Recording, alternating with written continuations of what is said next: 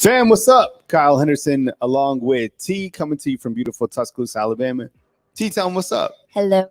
You did?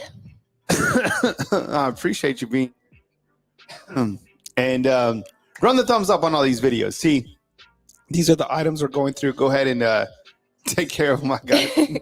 We literally just open and this happened last night too. So we are starting off with, I think there's an echo too.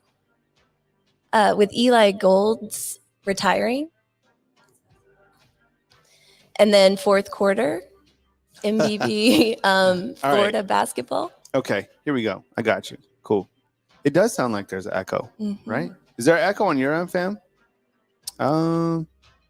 Maybe turn on your computer. Is your computer turned down? That was it. Sorry, guys. Holy cow, coming out of the gates hot. All right, here we go. Whew.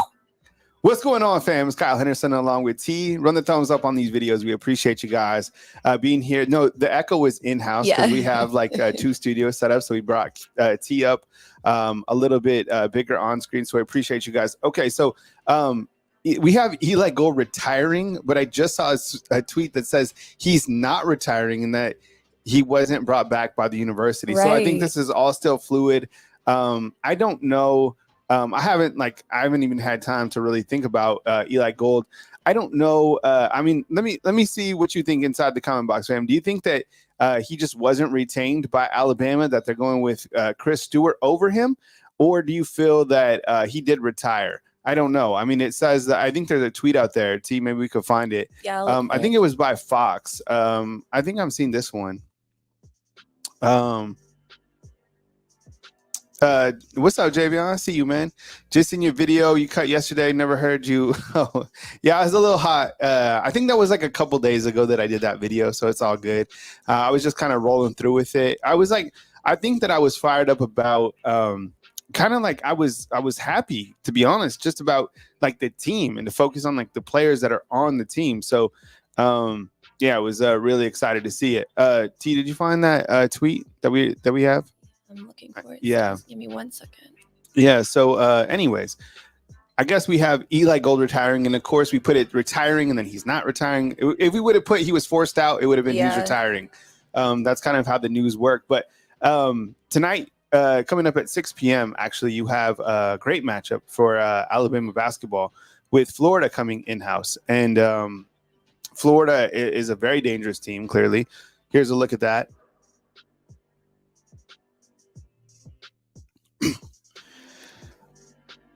And you have the Gators, who are 18-7, ironically the same record as the Alabama Crimson Tide. Crimson Tide is 10-2 in SEC play, and you have the Gators, who are 8-4 on the season. Alabama, over the last couple games, it's amazing to me to see kind of the potency of this team because they have scored 100 points in 8 games this season, and the record dates back to Kentucky back in 2020 or no, in 1995, 1996, when Kentucky did it 9 times. So Alabama is literally like 1 game away from doing this. Pretty amazing stuff for Alabama basketball. You guys, and I just saw a couple of our guys are tweeted out. It was Tony Sukalis. I think I have it right here. Yeah, I think that's it, T. Okay. Yeah, but I mean, you'd have to get it full screen on here, so it's all good. You can try your best. Yeah. Okay. The new layout is a little bit more complicated. We're still, kind of learning how to use it. Yeah, we wanted to bring T up to full screen today, so trying like all of our different like layering components and trying to figure out like the best way to go through the news and to deliver the news to you at different points. At 6 o'clock, who do you got, T? Let's see. We I keep getting them confused because train wreck. Yeah, seriously. Okay, 6 o'clock is What's up, Sean, and then 7 o'clock is Merrill, and then 8 o'clock is Smook, and Merrill is going to join him for some chalk talk. So that should be fun. Yeah, I'm looking forward to having all those guys in house. And what's up, Patriot Life? I see you inside the comment box. With the undefeated merch. I appreciate you being here as well. And as I said, at 6 o'clock, you have the Alabama basketball team also in action, taking on Florida, a very dangerous team. I mean, Alabama's number 13 in the country, and you have Florida, who's number 24. and Alabama's hot, but they're going to be without, I think, one of their guards tonight. So that'll be interesting to see how it kind of comes into play. So we'll keep you posted on that on Bama Football on YouTube right here. I appreciate you guys being here. A special shout out to our sponsor, Residence Inn in Ocean City, Maryland. Guests can book at residenceinnoc.com. Use the promo code LPR for special Bama football pricing up to 20% off. And we appreciate you guys being fan funders right here on Bama Football on YouTube. You get access to special emojis, like everybody, like the run, the free mic, the horns down. That's what he got thrown in jail for.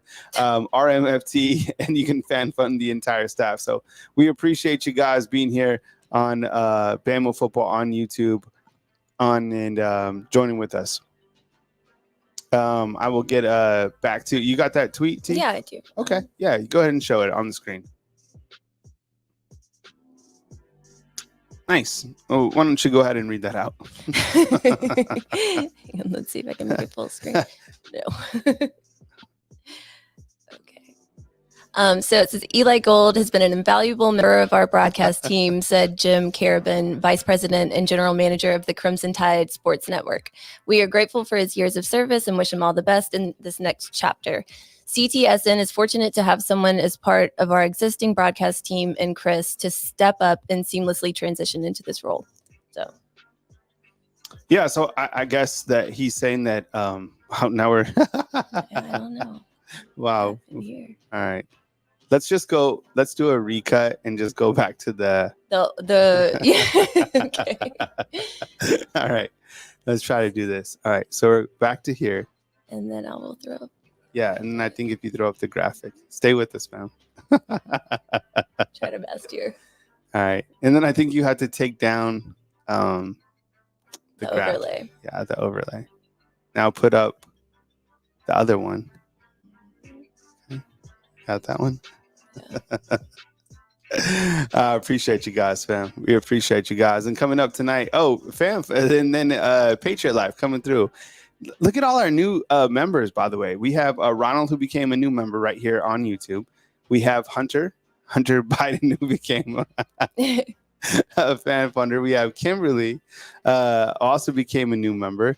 And then Caitlin, she had her account deactivated, but she's back. She fixed that. Yeah, and then we have Patriot Life, who continues to take care of everybody right here on Bama Football on YouTube. And here we go. Yeah, this feels a little bit more comfortable. Yeah, there we go. Holy cow. That was wild. Yeah, oh my gosh. But I don't know. I guess, and you can put that tweet up now on full screen, I think. Yeah.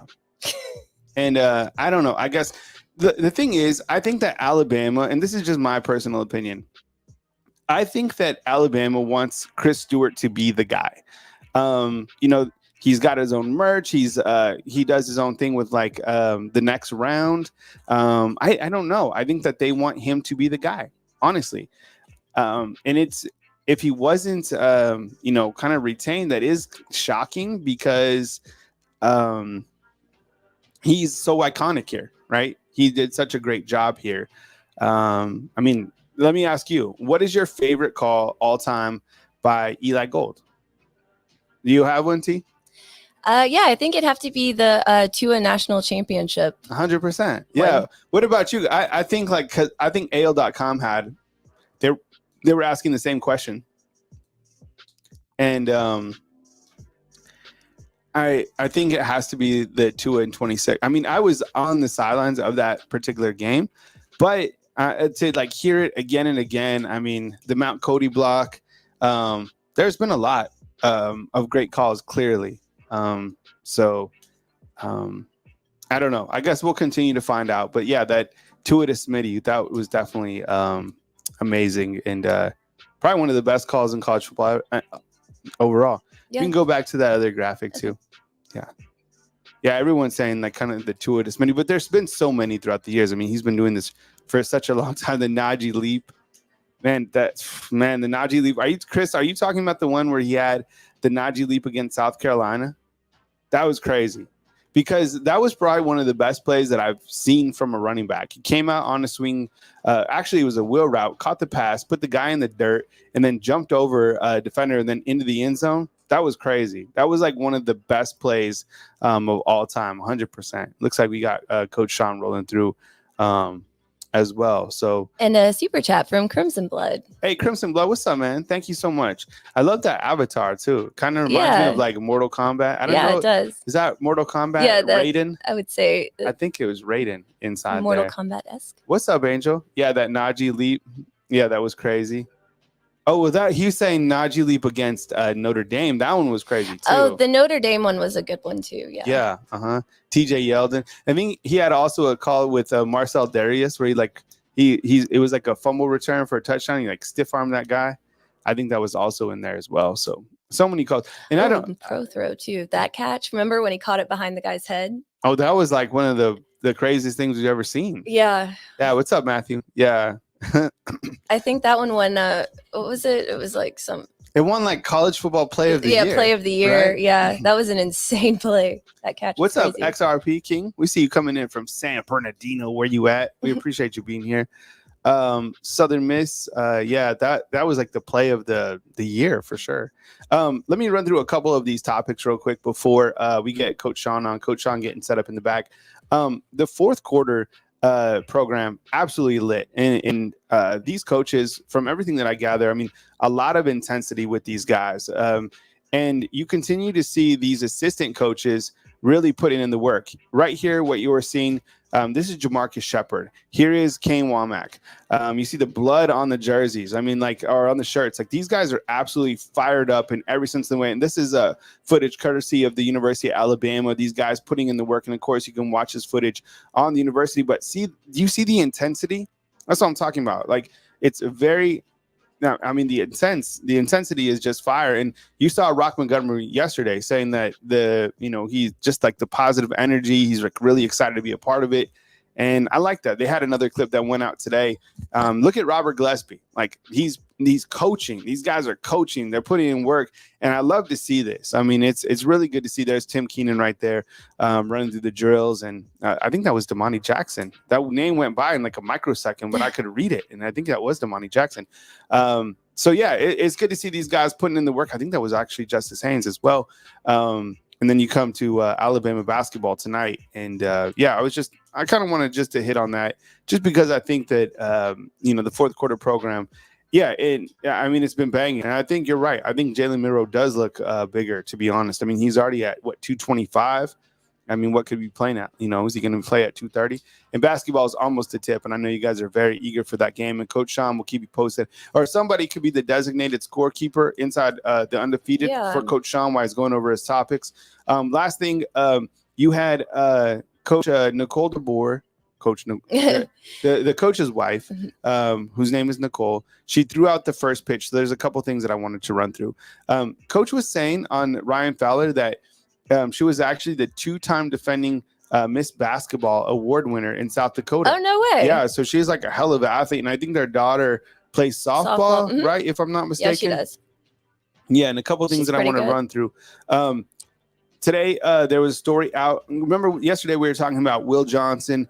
Would he enter the transfer portal? Well, he has up until February 23rd, but his family, I guess, came out and they said that none of that is true, that he's staying at Michigan. So there's that. And I do think that Alabama is still going to get a corner. I don't know who it will be, but I think it will be, at a later point in time when that transfer portal window opens. And then I also wanted to talk about Gatorade Player of the Year. Yeah, she was like an absolute baller. And then this is the last thing before we bring on Sean. Coach Sean is this is Pete Thamel is saying an idea of a 14-team playoff is already being discussed. And you see Coach Sean even there tweeting in there. Yeah. Right? He's at the bottom. And I mean, 14 teams, 16 teams. I mean, who knows what's going to happen in terms of where we're at, with all this. Because we're at 12, 14, 16, 24. Yeah, it just keeps going up, right? Yeah, absolutely. So, Coach Sean, let us know if you're ready. You ready to go? Okay, we'll bring in Coach Sean. Please take care of Coach Sean like you would take care of us, and we will get you caught up right here on Bama Football on YouTube. T, if you want to, I think we'll go 3 box, and then we'll add Coach to the screen. Coach, what's up? What's up? How you guys doing? Doing really well, man. Appreciate you being here, Coach. Thank you so much for rocking with us once again. Take care of the undefeated Alabama basketball is playing. So we've asked, for somebody to be the designated scorekeeper. So if you see some significant updates in that basketball game, just throw them up. But do your thing as normal. But it's a big game. I mean, shoot, Florida's ranked 24 and Alabama's ranked number 13. So curious to see how Alabama plays tonight. They're going to be missing a guard as well. But this team is red hot, and they're 12-1 at home. 6 o'clock tips are strange, but I think they'll be all right. So, Coach, you ready to rock it? Yeah, good to go, man. Shout out to you. Shout out to T. All right, man. Coach, have a good show, and we'll catch up with you soon. Okay, man. I appreciate you guys. See you, Coach. Shout out to the undefeated. Hope you guys are doing well. Hope you guys are doing extremely well. Hold on one second, undefeated. Let me get this right. Let me get this correct. Give me 1 second. Oh, excuse me.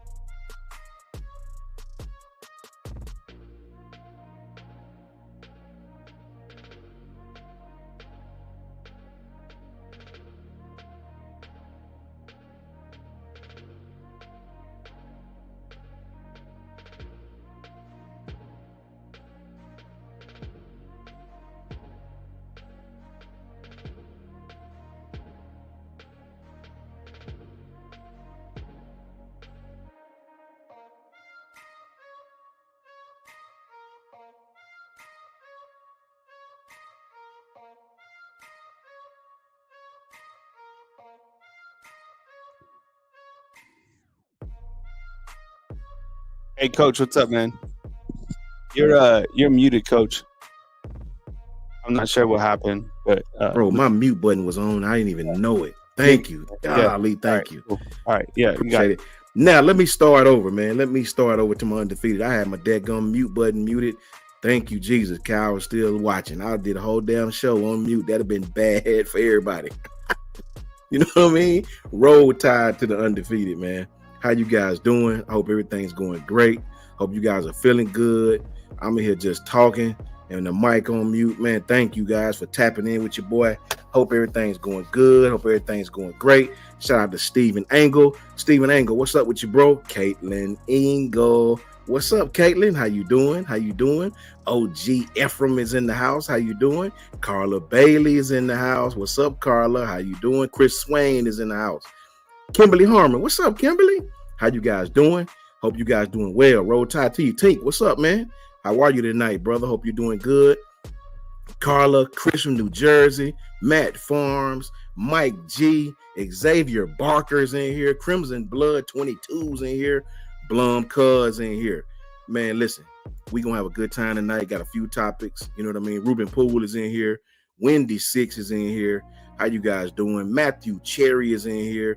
You know, I hope you guys are doing very, very well tonight. Thank you, Matt, for letting me know, because, bro, I couldn't even see it. I probably would have seen it in the chat, but I had the dadgum button, or the red button pressed. I'm just talking. Didn't even know the dadgum thing was on mute. Angel Excellence is in here. Marquita, my neighbor's in here. How you doing? Nicole Covington is in here. My homie Chris from New Jersey again. J.A. Kelly is in here. Thank you, Tink. I appreciate you, bro. Caitlin is in here. As I said, Moon Rocker is in here. Jared, what's up, Jared? How you feeling, man? Hope everything's going well. Hope you're doing good.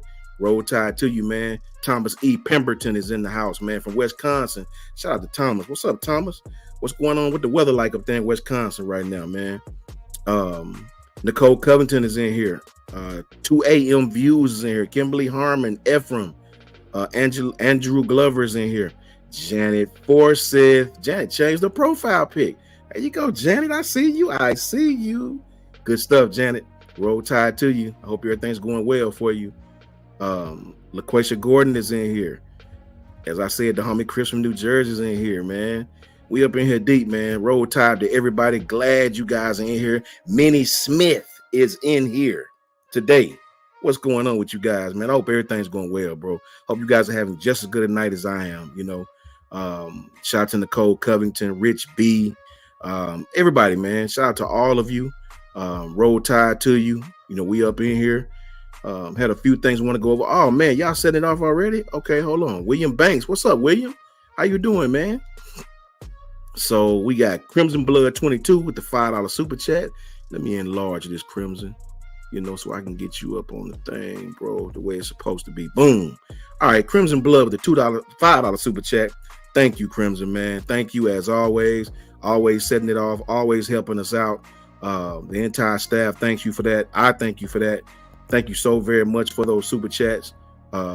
We appreciate you. Mute buttons can't silence the golden voice. Coach Sean, hey, man, it's much appreciated. Much appreciated, Crimson Blood. I appreciate you more than you know, my friend.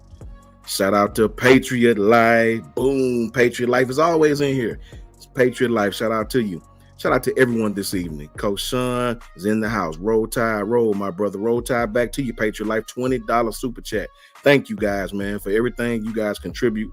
It's much, much, much appreciated, more than you know. We really, really, really thank you guys. We couldn't thank you enough. Couldn't thank you enough. Did I miss one? Is it a 30 up there? Was that before I got on? That might have been before. I'll go back and get it though, just in case. Moon Rocker, what's up with you, my friend? How you feeling? How you doing? Yeah, we good. We good in the house, man. Patriot Life, Crimson Blood 22. Tony Jones is even here. Eddie Wesley is in here. What's up, Eddie? Andrew Glover is in here. Clinton Howard is in here. Marquita, my neighbor. Coin God, what's up, bro? How you feeling, Coin God? I'm glad to see you in green, Coin God. Shout out to you, my friend. Roll Tide, roll to you, bro. Javian Smith is in here. What's up, Javian? Alan Thompson's in here. What's up, Alan? How you doing, man? Hope everything's going good with you. Road Warriors in here. Let me see what my boy Road Warrior talking about. Road Warrior said, Coach Sean, one day closer to spring ball, $10 super chat. Hey, Road Warrior, exactly. Especially days like this, when it's beautiful outside and don't even feel like it's February. It's like, man, bro, you know, we getting closer. That's all that matter, right? MJ Particular Misfit is in here. What's up, Derek Austin? How you doing, man? We up in here. Shout out to Nicole Covington, as always, man. Shout out to you for sure. Luke Phillips. Got Luke. Luke Phillips say $30 super chat. So what's up, Coach? Chilling with you. Oh, you on the T? You on the T? The real T? Luke, that's what's up, brother. Be safe, man. Be safe. I'm glad you tapped in with me, man. I appreciate you. $30 super chat. You, all you guys that super chat, man. You guys are awesome. We appreciate you. Road Warrior, you, everybody who gave a super chat, man. Thank you guys. You guys are awesome, man. Roll Tide to you, and I hope your night is going well. Eddie Wesley. Got Eddie Wesley. Eddie said, for the $5 super chat, Eddie said, Coach Sean, thanks for sharing all of your football knowledge with the fam. Man, thank you guys for tapping in with me. Thank you. Thank you guys, man. I just do the talking. You guys will make this show what it is. That's a whole fact. The undefeated. You guys, it's all about you guys, man. I promise you, I'm just a spoke on the wheel, bro. It's all about you guys. Trust me. Everybody you see in this chat is what it's about. And that's a whole entire fact, man. Jay Townsend, what's up, Jay? OG Jay, what's up, bro? How you feeling? Jay Townsend, what's up, Coach Sean? Roll Tide, brother, man. Roll Tide right back to you, man. Hope all you guys are doing real, real well tonight. We blessed to have a beautiful, beautiful day, at least where we live. Juvie, what's up, Juvie? How you doing, man? Juvie A6 in the house. What's going on with you, bro? Yeah, we blessed to have a good weather. Everything's going great. Can't complain, right? We could, but who cares? Ruben Poole, excuse me, Ruben. How you doing, my friend? Hope everything's going well with you. Roll Tide, roll. It's a basketball game tonight. If anyone is watching the basketball game, please keep the undefeated. Thank you, Carla. Thank you. Just like that. Just shoot a score in every quarter, a couple of times every quarter, just so everybody will know. I actually am not watching the game. I could probably pull up something real quick, but I would love for somebody who's actually watching real time to pull that thing up if you can, and just kind of leave everybody a score and let everybody know what's going on. Chris Stewart, yeah, he's becoming the voice, huh? I seen my boy Eli. Eli Gold is not returning. That kind of breaks my heart, man, because Eli has been around since I can remember. I'm talking about childhood stuff. That voice is just attached to Bama football. And for Eli to be, I don't know if he's calling the quits or they're not retaining him or how it go, right? But Eli will surely be missed, man. He that guy is Alabama football through and through. Ahmad Beatty, what's up, bro? Brian Russell, what's up, bro? XRP King, how you feeling, man? So yeah, man, I hate to see him leave, right? But things are changing all over the world, man. Things are changing. Yeah, he'll be missed, Carla. He'll be missed, man. That dude is synopsis. He's when you think about Alabama football, you think about Eli Gold, especially when you're talking about radio, TV, all of that, man. It does 2 a.m. views. It feels kind of crazy, don't it, man? Saban gone, Eli gone. It just feels, man. But you know what, though? 2 a.m., unfortunately, it's just the normal order of things, right? It's the normal. If you got kids, one day they're going to grow up and be just as old as we are, right? It's just the normal order of things, man. It's just the will of something that's way bigger than all of us, right? Because one thing that's undefeated, guys, and that's Father Time, right? Can't run from it, right? No matter how much we want to in our jobs, in our lives, we just can't run from that old Father Time, man. He undefeated, and things change. It's crazy, right? Alan Thompson, what's up with you, bro? I hadn't heard anything, Alan. I hadn't heard anything as of a few hours ago when I tapped in with some people. I hadn't heard anything. I'm sure there'll be some updates coming, but I hadn't heard anything as of right now, right? I really, really hadn't. But shout out to everybody in the undefeated. Few topics tonight. Yeah, Brian, you can't run from it, right? Seemed like just yesterday, all of us was young. Think back when you was 20, 21, 19, 18, doing whatever it is we was doing, right? Man, it seemed like time it go like that, man. It go like that. Seemed like just yesterday, Eli had a full head of hair. He was calling games, and Coach Saban full. Just now look at it, man. Things change, bro. You can't run from that Father Time. None of us can, unfortunately. Shout out to you guys, though. Shout out to Shawnisa Covington. What's up, Shawnisa? How you doing? Roll Tide to you. Few things, man. Failure is life's best teacher. Failure, guys, is life's best teacher. And this is not just with sports, right? You can really put this quote on anything. Failure is life's best teacher, especially if it's something that you're trying to do better. If it's something that you're trying to do for the rest of your life, not really the rest of your life, but something that you want to excel in. This could be your job. This could be your relationship. This could be your sport. Anything. If you fail at something of the likeness of it, you're going to try to do better the next time. You're going to try to, it's going to teach you to do better. Maybe some of the failures that you had before won't be prevalent in your present day, whatever it is that you use this quote for. Minnie Smith, it's the truth, baby girl. It is, man. It's just, failure is life's best teacher. We all go through things, whether it's sports, football, relationships, job, whatever it is in life. When you fail at something, you better believe if you step in that pond again, no matter what it is, you're going to be prevalent. You're going to be more aware. You're going to be more enriched at what you're doing. It's going to teach you to be better, or at least be knowledgeable of things that come your way in the same realm of whatever it is that you're applying this to, right? So I wanted to talk real quick about the failure of Alabama and the failure of Michigan and why it's a perfect marriage for Coach DeBoer to be here, right? We all know the ups and downs we had last year, right? The ups, the downs. I can't even explain to you the vitriol, the anger, the confusement of how we all felt during the South Florida game, after the Texas game. You know, we all was lost for words. I think outside of us losing to Tennessee 2 years ago with Bryce, I think that South Florida game for me was probably the most perplexed I've ever seen. You know what I'm saying? You know how you just sitting down watching the game and you just scratching your head through the entire game. And you just asking yourself, what the hell are we doing? You might ask yourself that probably 150,000 times in one half. What the hell are we doing? That's what you ask yourself. I mean, think about the emotions we had in those games, man.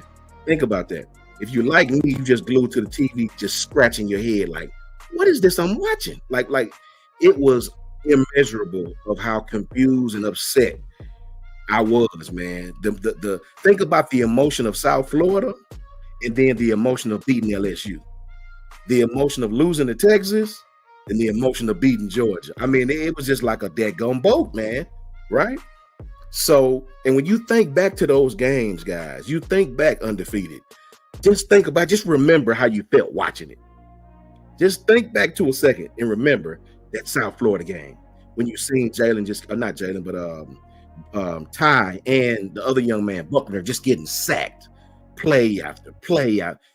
And you just biting down on your teeth, cringing like, what are we doing? Right? It was like a punch to the gut. Seriously, you're right, Patriot Life. It was awful to watch, man. And I bet you guys this. I'll be willing to bet nobody in this chat has watched that game since. I'll be willing to bet. You know how we always go back watching games? I'll be willing to bet nobody watches the South Florida game again. Because I damn sure don't want to see it. Don't want to see it. Don't even want to recognize that we played it, right? Outside of the fact that we won. Man, it was crazy. It was crazy, right? And crazy is a very, very big understatement. So when you think about the failure, even though we won the game, guys, hit those like buttons if you can too. Even though we won the game, it felt like a failure, right? How many times have we done that in Alabama? We won the game, but we play so daggone bad. We go home feeling like, man, you know what I'm saying? What was that? How many times have we felt like that, guys? We won the game, but we feel like we lost. Like the game has went off. We've won. Coach Saban's trying to tell everybody to be happy, and we just like, bruh, what was that, man? You know what I'm saying? So when you think about it was painful to watch. Chris from New Jersey, Jay Townsend, you already know, man. So think about those failures and think about the way these players and think about how they persevered all through the season. Think about from game 1 to game 12, right? Think about us. And then after you get over that, think about the Georgia game. Think about how everybody doubted us. And I mean everybody. And I mean everybody. Let me say it one more time. And I mean everybody. Think about how they doubted us, guys. Think about how Bama had no chance. Coach Saban's over the hill, right? Everybody from David Pollock to every Georgia fan known to man, to some of the Bama fans, right? To the media, to administrators, to people in the college football playoffs, to game prognosticators, to the college football day team, everybody except Pat McAfee. I will shout out to Pat McAfee, I might add. Everybody thought we were going to lose that game, but you know who didn't? We didn't. The undefeated didn't. You know what I'm saying? The undefeated knew we got a chance to whip Georgia's you know what, because we are Bama, we play well in Atlanta, and you just can't beat us like that. Not Georgia. Respect to Georgia, but we don't fear you. You may punk everybody else in the country, but I know one school that you will never punk. You will never, ever do it, bro. And that's them Crimson Tide boys. It's not going to happen, right? I knew when I seen the Tide come out that tunnel, bro, I knew it. We finna put B2A. I promise you that. So think about those emotions, man. You know what I mean? The failure of the beginning of the season taught us how to win throughout the season, right? the failure of those first couple of games with the older players chiming in, right? And the younger players heard them. It is a standard at Alabama, man, that was set a long time ago. And that standard will be upheld. It will be upheld, man, at all costs, right? They heard the older players. They heard them. Some got offended, as young kids do to these days, right? You can't scold a young kid now without him thinking you hating on him. I see it from all kind of kids nowadays, right? But those words from A.J. McCarron and Trent Richardson and Alphonse Taylor and Derrick Henry and all these former great players who bled for this, who has the right to say whatever the hell they want, right? Who bled for this, who paid the price for this. They told the younger players, y'all got to get it together. We respect y'all. We love y'all. But y'all got to get it together and realize you're playing for something bigger than just yourselves, right? And I think it sort of picks the players off. And I can say it now because the young man is gone. You know, me and Coach Smoot talked about this, right? And we sort of at opposite ends on it, right? We talked about Amari Nee Black and him going online and flossing the jury right after they get lost to Texas and all this weirdo stuff that older players like myself just don't understand, right? And Coach Smoot made great points about how the younger kids just don't really look at it that way, and this, that, and the third. And so you had both the cultures clashing, right? And that's what usually happens when you lose, right? When losing sets in, even though we didn't have multiple losses at that point, when losing sets in, you have dysfunction, you have doubt, right?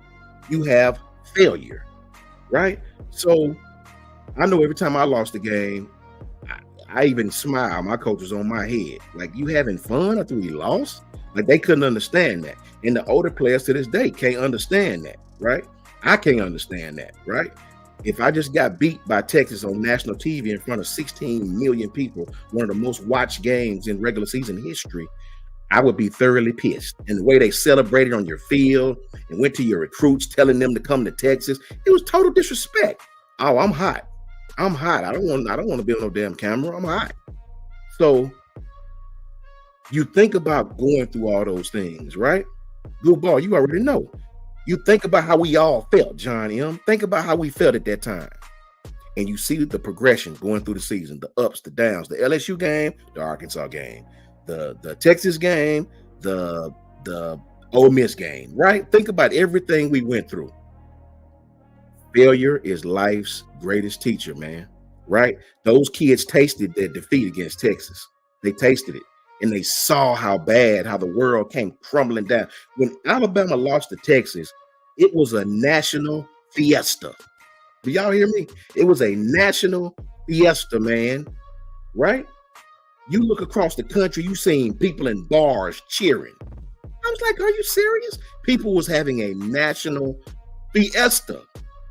So it lets you see the power of the University of Alabama. It lets you see the power and the reach of Coach Nick Saban. It lets you see how far that script A and how heavy that thing really is, right? No disrespect to Georgia or Ohio State or any other great programs, but your program is not to that level where you can carry that big script A the way Alabama has for the last 2 decades, just about, right?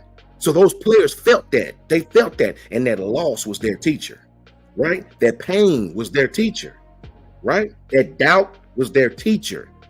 You got to do whatever you can do. Empty the tank to make sure that you hate losing more than you love winning. And I got that from Coach Saban.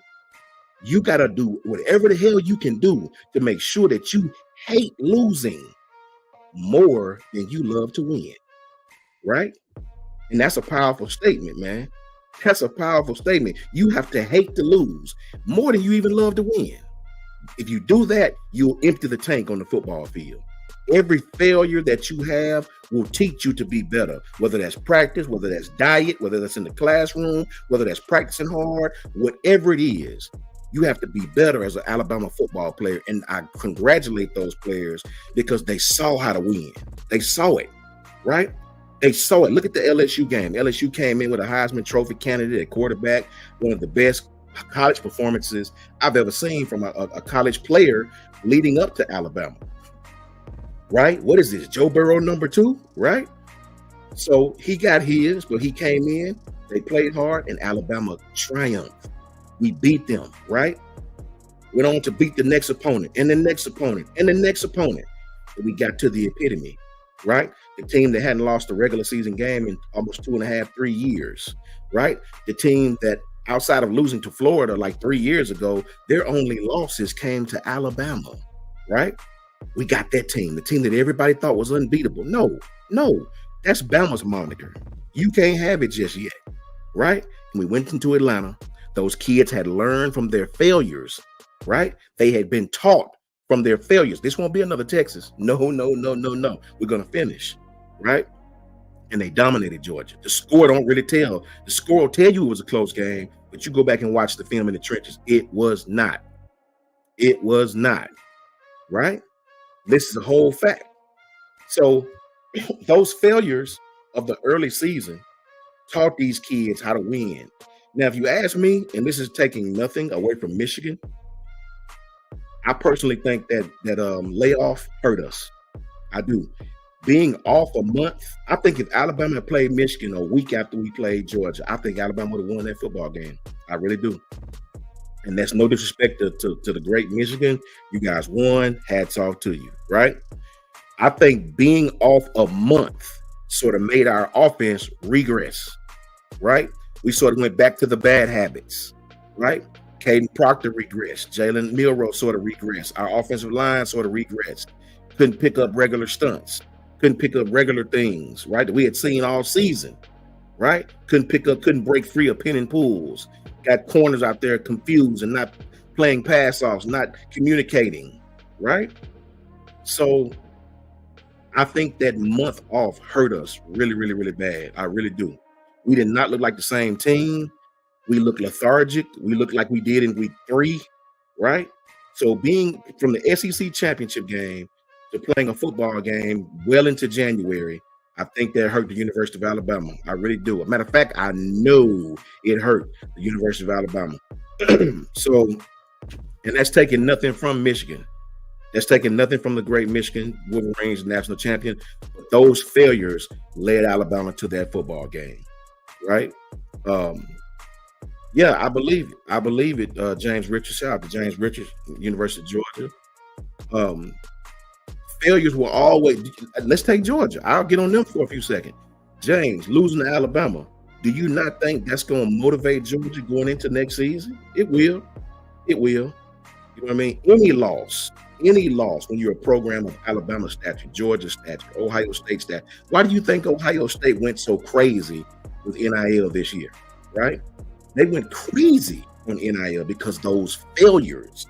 Now, some schools panic and do what they done. Some schools just go back to the drawing board and work harder, like Bama and Georgia, right?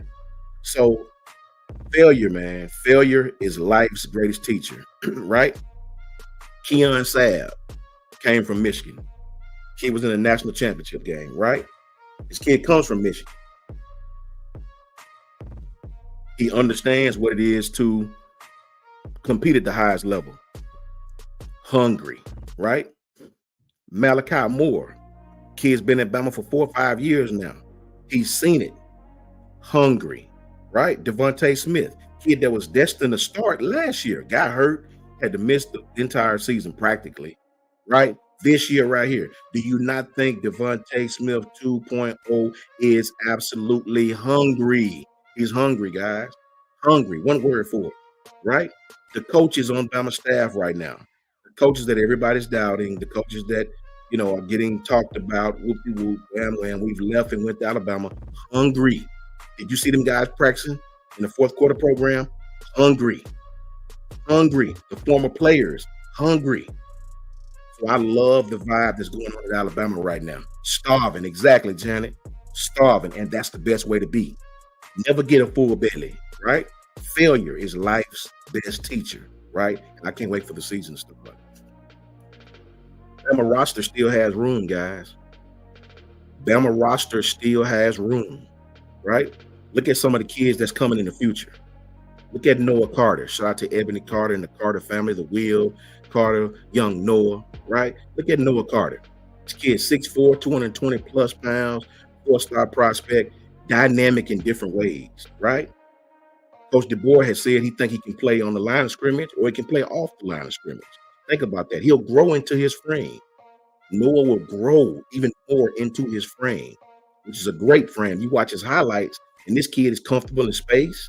Very, very, very confident football player, right? Kid can compete at the highest level, a tweener. And that's what you want in the 4-2-5, those tweeners that can play both secondary space and line of scrimmage space. That is Noah Carter, right? Those are the kids that Coach DeBoer is recruiting, right? So I'm very, very excited for him. I'm very, very excited for all the kids that's coming to Bama. It's a lot of room on that roster. Not a lot, but it's a little room left on that roster, right? And I don't know if he's saving it for, well, matter of fact, I know he's saving it for some transfer guys. After Bama plucked 2 more names out of the transfer portal last Monday, right? Keon Saab, Josh Kuvase, right? You look at what they done. They're getting kids that they need, not necessarily that they want. They're getting kids that they need. You're fulfilling a need, right? Coach DeBoer said himself, he said something to the effect of, I think we have a couple of spots and a natural couple of spots that you need to keep your eyes and ears open for. In other words, we're not done. We're not done. He said, when I read it, that it was some young players that will step up and do a great job. With some young players on the roster right now. Look at Mincy. Look at Xavier Brown. These kids will step up and play well. Peyton Woodyard, Drake Kirkpatrick, Red Morgan, Jalen Mbakwe. All these kids will step up and have an opportunity to dominate their position. Damani Jackson has a lot to prove, right? We're better to prove it than Alabama. It's still some space on that roster, guys, for some other kids that can come in and take some pressure off those young kids so they won't feel so much pressure the first year, right? Alabama was able to land Saab and Kuvase after both players were given an extended transfer windows, scholarships following the departure of their respective head coach, right? The transfer portal will open again for all players from April 15th to April 30th. Mark those dates down. Mark those dates down, right? When you look at us losing both of our tackles, Latham and Proctor, Elijah Pritchett is expected. I'm doing a video on him. I want to let you guys know. He's a redshirt sophomore. Elijah is expected to fill one of those holes, right? But all of the Tide's options behind him are either freshmen or redshirt freshmen. So they're extremely young, extremely young. It's similar at cornerback, as we talked about.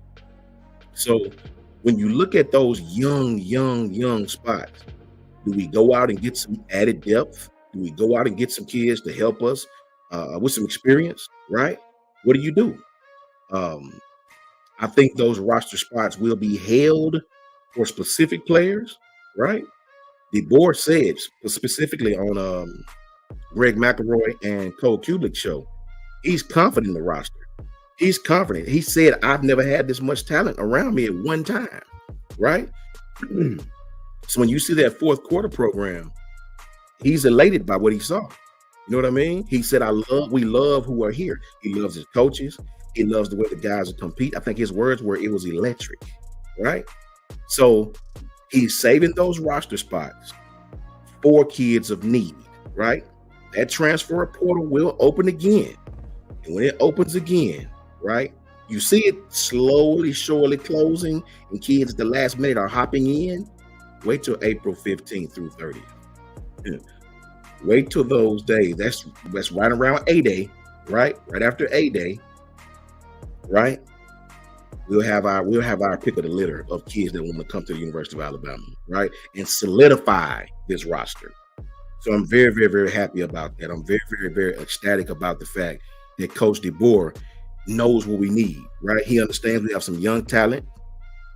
Sometimes, even though these kids are extremely, extremely talented, like Jalen Mbakwe, extremely talented young kid, right?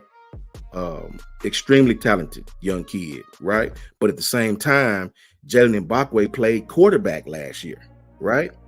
So when you playing corner in college football, it is a totally different game than playing in high school. I spoke yesterday about Damani Jackson, and Damani had spoke on when he was at USC that he realized going to college, playing corner was just more than just trying to out-physical everybody.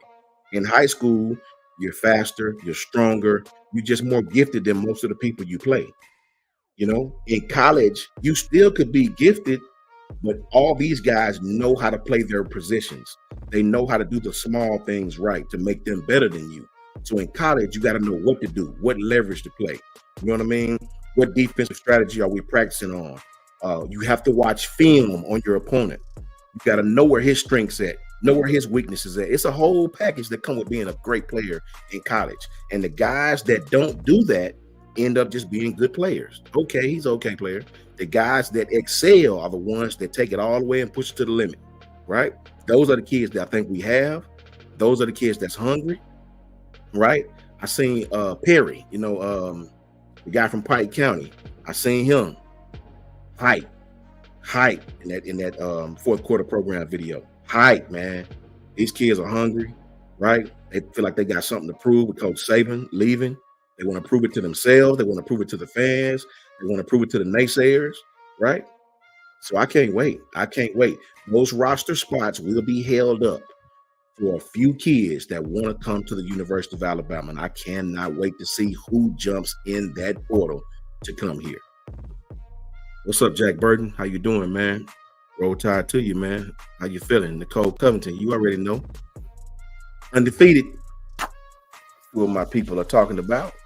What are you guys saying? If you guys have any questions, please let me know. And if you guys ever want to see a video on a specific player, whether that's background, whether that's how he's doing right now, any insight that you want on any player on the roster, please hit me on Twitter. It's right there on the page, JMHO Sports Talk. And I will definitely do it for you. I did one on Kobe for the members. I think Kobe Prentice is in line for a great season. I think Kobe came in his freshman year when he was number 80, had a great season, right, with Bryce. Kansas State, he went off, right? He came back his sophomore season, which was last year with Jalen. Hamstring injury kind of hampered him most of the season. And if you guys know those hamstring injuries, they could hurt you anywhere from 3 weeks to a year, right? Sometimes those things feel like they're healed. You get out there and run around. Next thing you know, it pops again. So those hamstring injuries are very, very, very, very, very, very dangerous and very quonky and very quirky. You can't really tell how long they're going to be. Carla M. Bailey says Florida 32-28. The score so far. So yeah, I did a video on Kobe, and I think Kobe playing that slot is going to have an excellent year this year in this offense. They run a lot of things for their slot. They run a lot of things for him.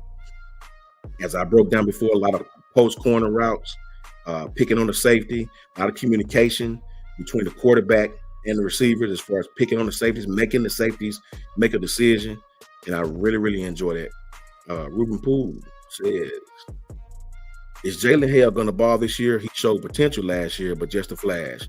You know what, Ruben? I think Jalen Hale is going to have an exceptional year. My only worry is just we just gotta have the guys to get him the football, man. We need from Milroe to come in, lock in, and get these guys the football. Because if Jalen can get them the football and he have the time to get them the football, which I know he can, man, look out. Look out. The sky's the limit. I think Jalen will be better, right? Having a full season under his belt. It's always good when you can have a returning starter at quarterback, right? I think Ty Simpson is going to be just as good. I think Ty will have his opportunity. But right now, I think Jalen is the starter. If Ty just be patient, Ty's going to have his just due. I think Ty's going to be just fine. I think Dylan Lonergan is going to be in the mix of things. I think the young freshman, Austin Mack, will eventually be in the mix of things. So we have a very, very good quarterback room. I hope these guys stay at Bama and realize Mac Jones, Tua Tagovailoa, and Jalen Hurts were all there at the same time. They were all patient, even though Jalen ended up transferring his last year, but he was built by Bama. He even said that himself, right? He was built by Bama, right? This wasn't somebody like Jameson Williams who wasn't playing a lot. This was an all-freshman SEC player who was built by Bama, right? and they all are in the NFL now. So if you just be patient, don't jump ship to another school, because a lot of times that does not work out. Be patient. Your turn will come and you will be rewarded. That's a fact.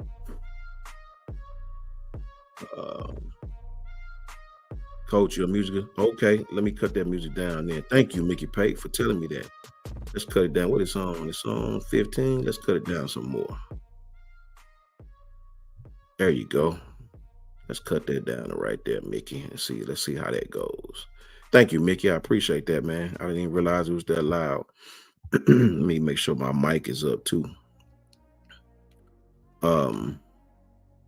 Yeah, mic volume should be up a little longer. Yeah. So yeah, guys, I'm excited about the season. We have reason to be. We have reason to be excited about the season, right? I want to know what you guys think, though. I want to know what you guys think. No J Speed. No J Speed said, Coach, we're excited about the potential for more transfers to come in. Who do you think might transfer out when the window reopens? If anyone, I'll tell you this, No J. I don't know exactly who will transfer out of their respective universities, but I'll tell you this. If you don't think right now there's rumblings, and I won't even put Texas on the spot like that, right? Because I don't know nothing about Texas. Obviously, nothing inside on Texas. But I would have to imagine Ohio State, Texas, even other schools that we're not even talking about. It make you feel funny when you bust your, you know what, and you play ball, and you're next up. Jay Townsend is next up. He's going to start this year. Ruben Poole is going to start this year, right? Adam Garcia is going to start. No J Speed 3 is about to start, right? Well, they bring in somebody from a whole nother school that y'all don't even really know for real, right? Pay him good money and going to let him start over you when he hadn't proved anything to you, right? So that's going on a lot of times at these places, and you got a lot of hurt feelings and a lot of animosity. You know, you'll see kids hop in that portal. You better believe you will see kids at an alarming rate hop in that portal. I don't really know who yet, because they're probably being real quiet about it, but April will tell the story. Jay Townsend says, Coach Sean, I think Richard Young is going to have a breakout year. Can you give me your assessment? Listen, Richard Young is an absolute dog. He may be as fast as Justice is, as fast as Jam is. I was told he may be the fastest, right? He may be the fastest, a straight line runner. I think he's a faster B-Rob, a straight line guy, jump cut guy that'll hit the hole. Very, very, very similar to Jace. You know what I mean? But he may be a little faster than Jace slightly, right? I love the fact that he lowered his shoulders and gets north and south. Long strider, kid can you give him a crease, it's adios, right? Tough kid too. Tough kid, played in a tough division. So yeah, he is, man, the running back room may be the most gifted room, the most gifted position in all of Alabama. And that's not even adding the big running back we just got, the two freshmen, right? Daniel, those kids are awesome in their own, thunder and lightning in their own right. So you take those two kids, you add them to the three that's already on the roster. Then you bring in Turbo next year, right? You bring in Turbo because Jam, if he have a good year, Jam might be gone, right? You bring in Turbo, kid runs a 10-3 100-meter dash. I see why they call him Turbo. Let's just say that. So yeah, Jay, I think he's going to have a great season as well, man. Young kid. Jack Burton said, Coach, I don't think people realize how important that D-line coach is to a team. Yeah, you got to have those defensive up. You got to have those big uglies up front, right? And I'll give you another, Jack. You got to have them on both sides of the ball, right? I want you guys to think about this. Look at all the success Alabama has had. Janet, look at all the success we've had. Jared, all the success we've had. We've had big success by giving up 30-something sacks. You know what I'm saying? I want you to think about this. I think it was by the 6th game, we had like 16 sacks or something like that. Georgia had 5. You know what I'm saying? And we're still putting belt to ass, right? So think about if we limit those sacks, man. Dominant. Straight up dominant. What's up, Nicole? How you doing? I didn't see you. How you feeling? Dominant. Absolutely dominant, man. So let's see what Joe talking about. Joe says, let's see how DeBoer survives without Ryan Grubb. Grubb was a mastermind of the offense. Enjoy DeBoer. Trust me, he will only last 3 years. And then, no, Joe, I don't trust you because of your profile pics. It looks absolutely ridiculous. But I love you anyway. Don't even know you, but I love you. But you want some advice? Change your profile pic, bro. That is terrible. But bro, listen. No, Grubbs was not the mastermind. Some of y'all be killing me. No, he was not the mastermind. You speak that so fluently as if you believe it. Let me help you, Joe. No, Ryan Grubbs, he said himself, he learned from Caleb DeBoer. He used to be an O-line coach. Look it up yourself, right? He was not even the coordinator. That was Caleb DeBoer's offense. He put him in the position, just like he did Nick Sheridan this year, a young guy who was coaching a whole nother position. He gave him an opportunity, right? He did great. We agree on that, right? He groomed Grubbs, bro, right? Where was Ryan Grubb when Caleb DeBoer was the offensive coordinator of Indiana, when Indiana had the number 3 ranked offense in the country and almost beat Ohio State? Joe, you got to do better, brother. You got to do better. I respect you, though. But thanks the profile pic, brother. Do that for me. If you're a kid, it's okay. But if you're a grown-up, brother, change that profile pic, please. Please take my advice. I love you, so I'm gonna tell you the truth. Yeah, some of these people are crazy, bro. You know what I mean? What's up, Jans? Is that Coach J? Is that Coach J, man? Is that Coach J? What's up, Coach J? Man, you ain't hollered at me or nothing, bro. What's up, man? I've been looking for my partner, Coach J. Coach J, I'm gonna take Coach J where Coach J say April 15th. Judgment Day. I love it. I love it, bro. Yes, Coach J is 100,000,000% correct. April 15th. All these kids are lined up right now. It's nice and quiet on the forefront. Nice and quiet, right? Nice and quiet. Well, guess what?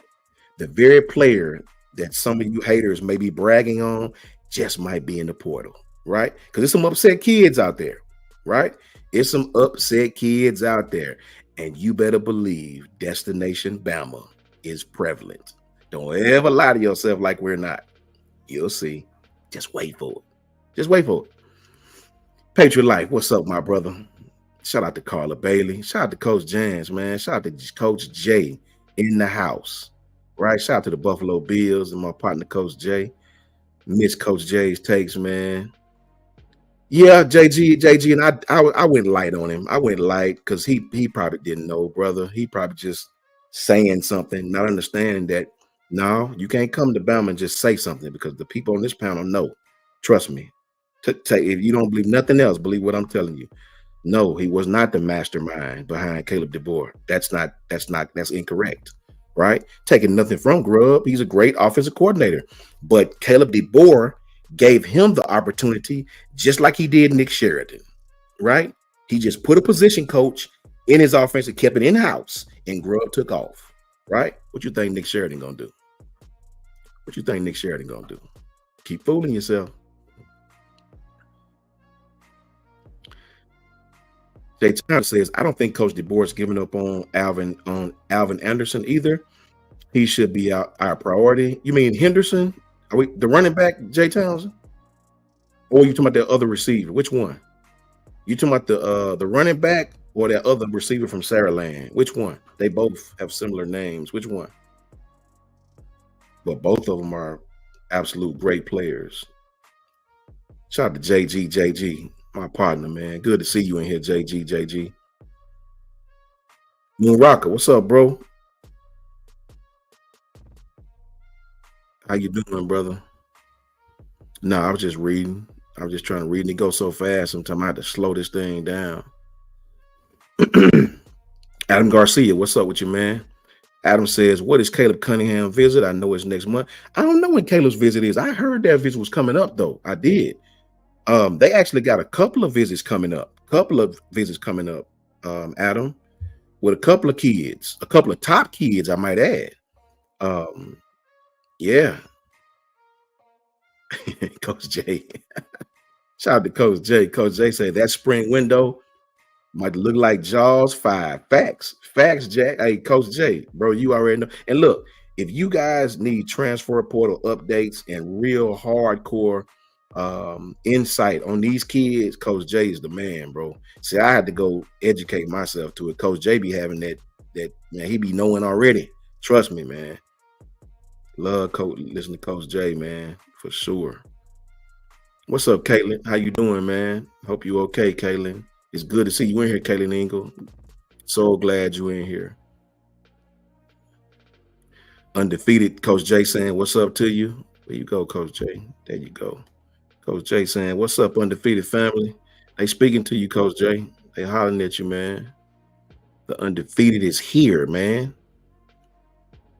Let's see, Coin God. What my boy Coin God saying? Coin God said, hey, Coach Sean, when I said Young is probably the fastest running back we got, they say I was crazy. Nah, Coin God, you're not crazy. You spot on with that one.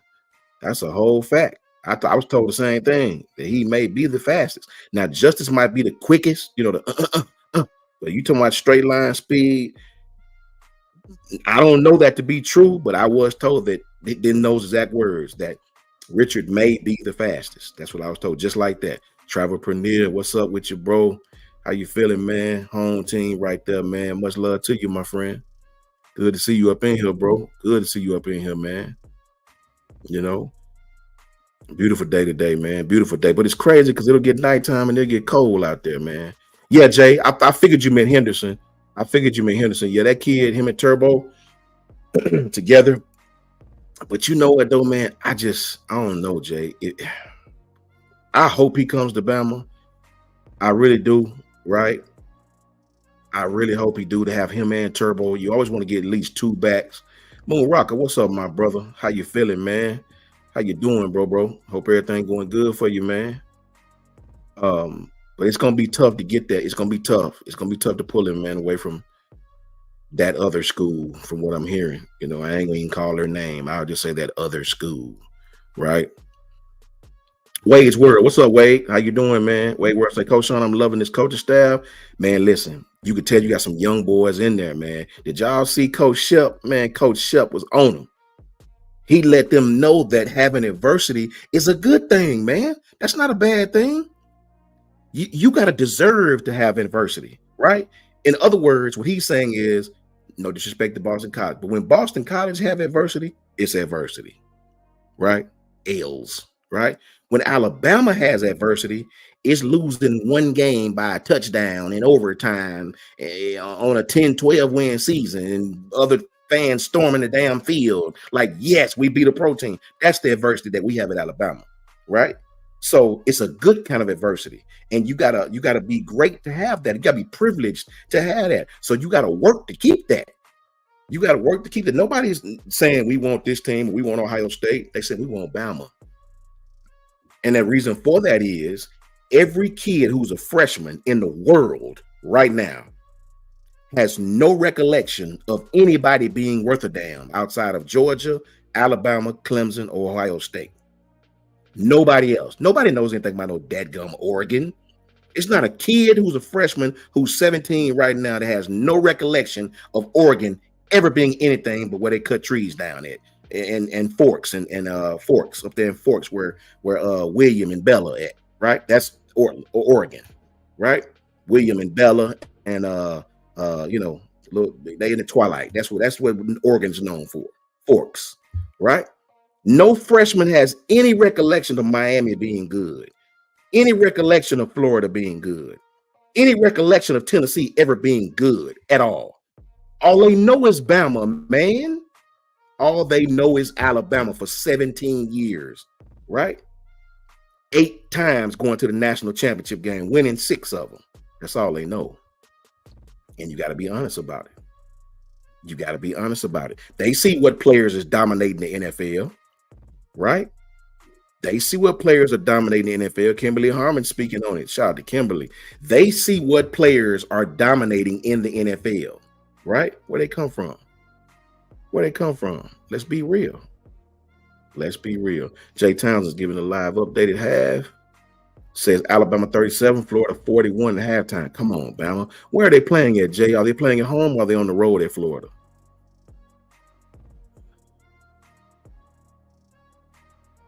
What's up, Sean Williams? How you doing, man? Roll Tide to you, bro. How you feeling, brother? Hope everything going good with you, man. For sure, for sure. Patriot Life is still up in the house. That's good stuff right there, man. Oh, man, I didn't know it's your birthday. Hold on. Wait a minute, Janet. Listen, Janet, I didn't know. I did not know. Happy birthday to you. Happy anniversary to you. Shout out to Janet Forsyth. That is a blessed thing right there, Janet. Hey, man, you've been smiled on, Roll Tide to you and your family. I'd have been the first to say something if I had known. I did not know. That is what's up, Janet. That is good stuff. That is good stuff. Be blessed, you know what I'm saying? Good. Hey, happy birthday. It's blessed to see another one. It's blessed to have an anniversary. Be happy, be blessed. Hope everything going well for you, Janet. You already know I send you my well wishes. That's what's up. That's what's up, man. I respect that. Much love to you, Janet. For sure, for sure. Big facts, Coin God. You already know, man. You already know. Travelpreneur. You already know, my friend. What it is, bro. You already know what it is, man. Nicole telling somebody they eat like teenagers. Them Florence girls, boy, they feisty, boy. They'll get at you quick. You know. Shout out to Ephraim. What's up, Ephraim? What's going on, bro? How you feeling? Ephraim says, okay, Saban's top running back, Henry, Ingram, Yeldon, Trenton, Harris. Yeah, you got to put Josh in there somewhere, Ephraim. I believe. I think Josh was outstanding. Now, you could fight me on that and say, well, Coach Sean Josh didn't even start. That is true. Damian Harris was the starter. People forget. But to show you what I mean, they got drafted the same year, and Josh went first round and Damian went third. So that's we've had a gang of them, but you got to go. You know, Mark Ingram is one of my favorites. I met him in person. You know what I'm saying? Met him in person at a camp some years back at Bama, and but Derrick Henry was just another type of dude. Trent was awesome. Now, don't get it wrong. Trent, you know what I'm saying? Najee, to me, Najee was good, but I had a problem with how Najee ran the ball. I used to get frustrated with Najee. Najee's freaking awesome. Don't get me wrong. But I just don't like seeing a 230-pound back be trying to juke somebody all the time. Lower your shoulder. If Najee Harris ran like Josh Jacobs, shit, Najee would have been the first overall player picked, right? But Najee Najee to me is Dalvin Cook in a bigger body. That zone scheme, want to jump over you, juke you. Go back to that game when we played Oklahoma with Tua and Josh Jacobs, and Josh could have easily ran out of bounds or jumped over. No, what Josh did, he turned back in, lowered on that safety from Oklahoma, and absolutely plastered him. Najee wouldn't have done that. He'd have tried to get his hurdle on or something like that. You 230-pound boy, run over that dude. Be physical. Run over that cat. And he's gotten more physical since he's been with the Steelers. You know what I mean? Because they made him run behind his pads. Stop. You can't juke everybody. You can't outrun everybody. Sometimes you need to lower your shoulder and get 5 yards. And Najee just wasn't that kind of back, right? But you can't even mention running back at Alabama without mentioning Derrick Henry. That dude is a monster. Look what he's doing even in NFL now. He's still a monster. And about to catch a big payday in with somebody. A bigger payday in with somebody. Hey, Jim Parker. Jim Parker. What's up, Jim? Jim say, Coach, the O in Oregon stands for zero championships. That's a fact. I mean, really think about it, Jim. Jim telling you the truth. No kid that's 17 years old that just got, you think Peyton Woodyard or Jalen Mbakwe or Drake Kirkpatrick Jr. or Red Morgan or Xavier Brown or Xavier Mincy, you think any of these kids have a recollection of Oregon being any good? Any recollection? They're 17 years old, right? So that means when they were born, Saban was just getting to Alabama. What you think they have seen in all these years growing up? They have no recollection of any of these schools but the University of Alabama. And because they has dominated football for 15 years of the 17, Coach Saban was here. That's just the whole fact. Hold up, wait, Janet. Coach, you're showing your girl that you know how. Hey, man, she got me hooked on that stuff with Edward and Edward and they glistening in the sunlight and Bella and all that crazy. You know, I thought it was ridiculous the first one I first looked at. Next thing you know, I'm watching it, all of them, right? All of them. I'm watching it, bro. You know what I mean? So yeah, it was crazy. She got me hooked on Oregon and forks and all that. You know what I mean? Facts, Janet. All facts. Oh, Crimson Blood. Crimson Blood, $2 super chat straight to the girl Janet, straight to our girl. Happy birthday to Janet Forsyth. Happy birthday, straight from Crimson Blood. $2 super chat. He wanted you to see that. Hope you see that, Janet. Make sure you look at this, Janet. That is Crimson Blood wishing you a happy birthday from all of us. I didn't even know, but I know now. Happy birthday to you for sure, for sure. And that's from the bottom of my heart. I hope you have a great, great, great day. John Williams says as well. Says happy birthday, Janet. I think Janet may have seen it. Excuse me. Yeah, good stuff. The undefeated is coming in. I like that. No J Speed. I think he's saying too. Boom. Happy both days, Janet. He covered both bases. I like that. No Jay. I like that. Well, Coach Jay. Coach Jay in the house, man. Let me put my coach up here. Coach Jay says Bama still leads the league in draft picks, Pro Bowlers, all pros, and most coaches in the league. I hope everybody who's in here rubbernecking that's not a Bama fan, that don't want to say nothing, read. I'm gonna leave it up there for a little bit so y'all can read that. Right? Anybody wants to hate on Bama and talk about this, that, or third, you know what I mean?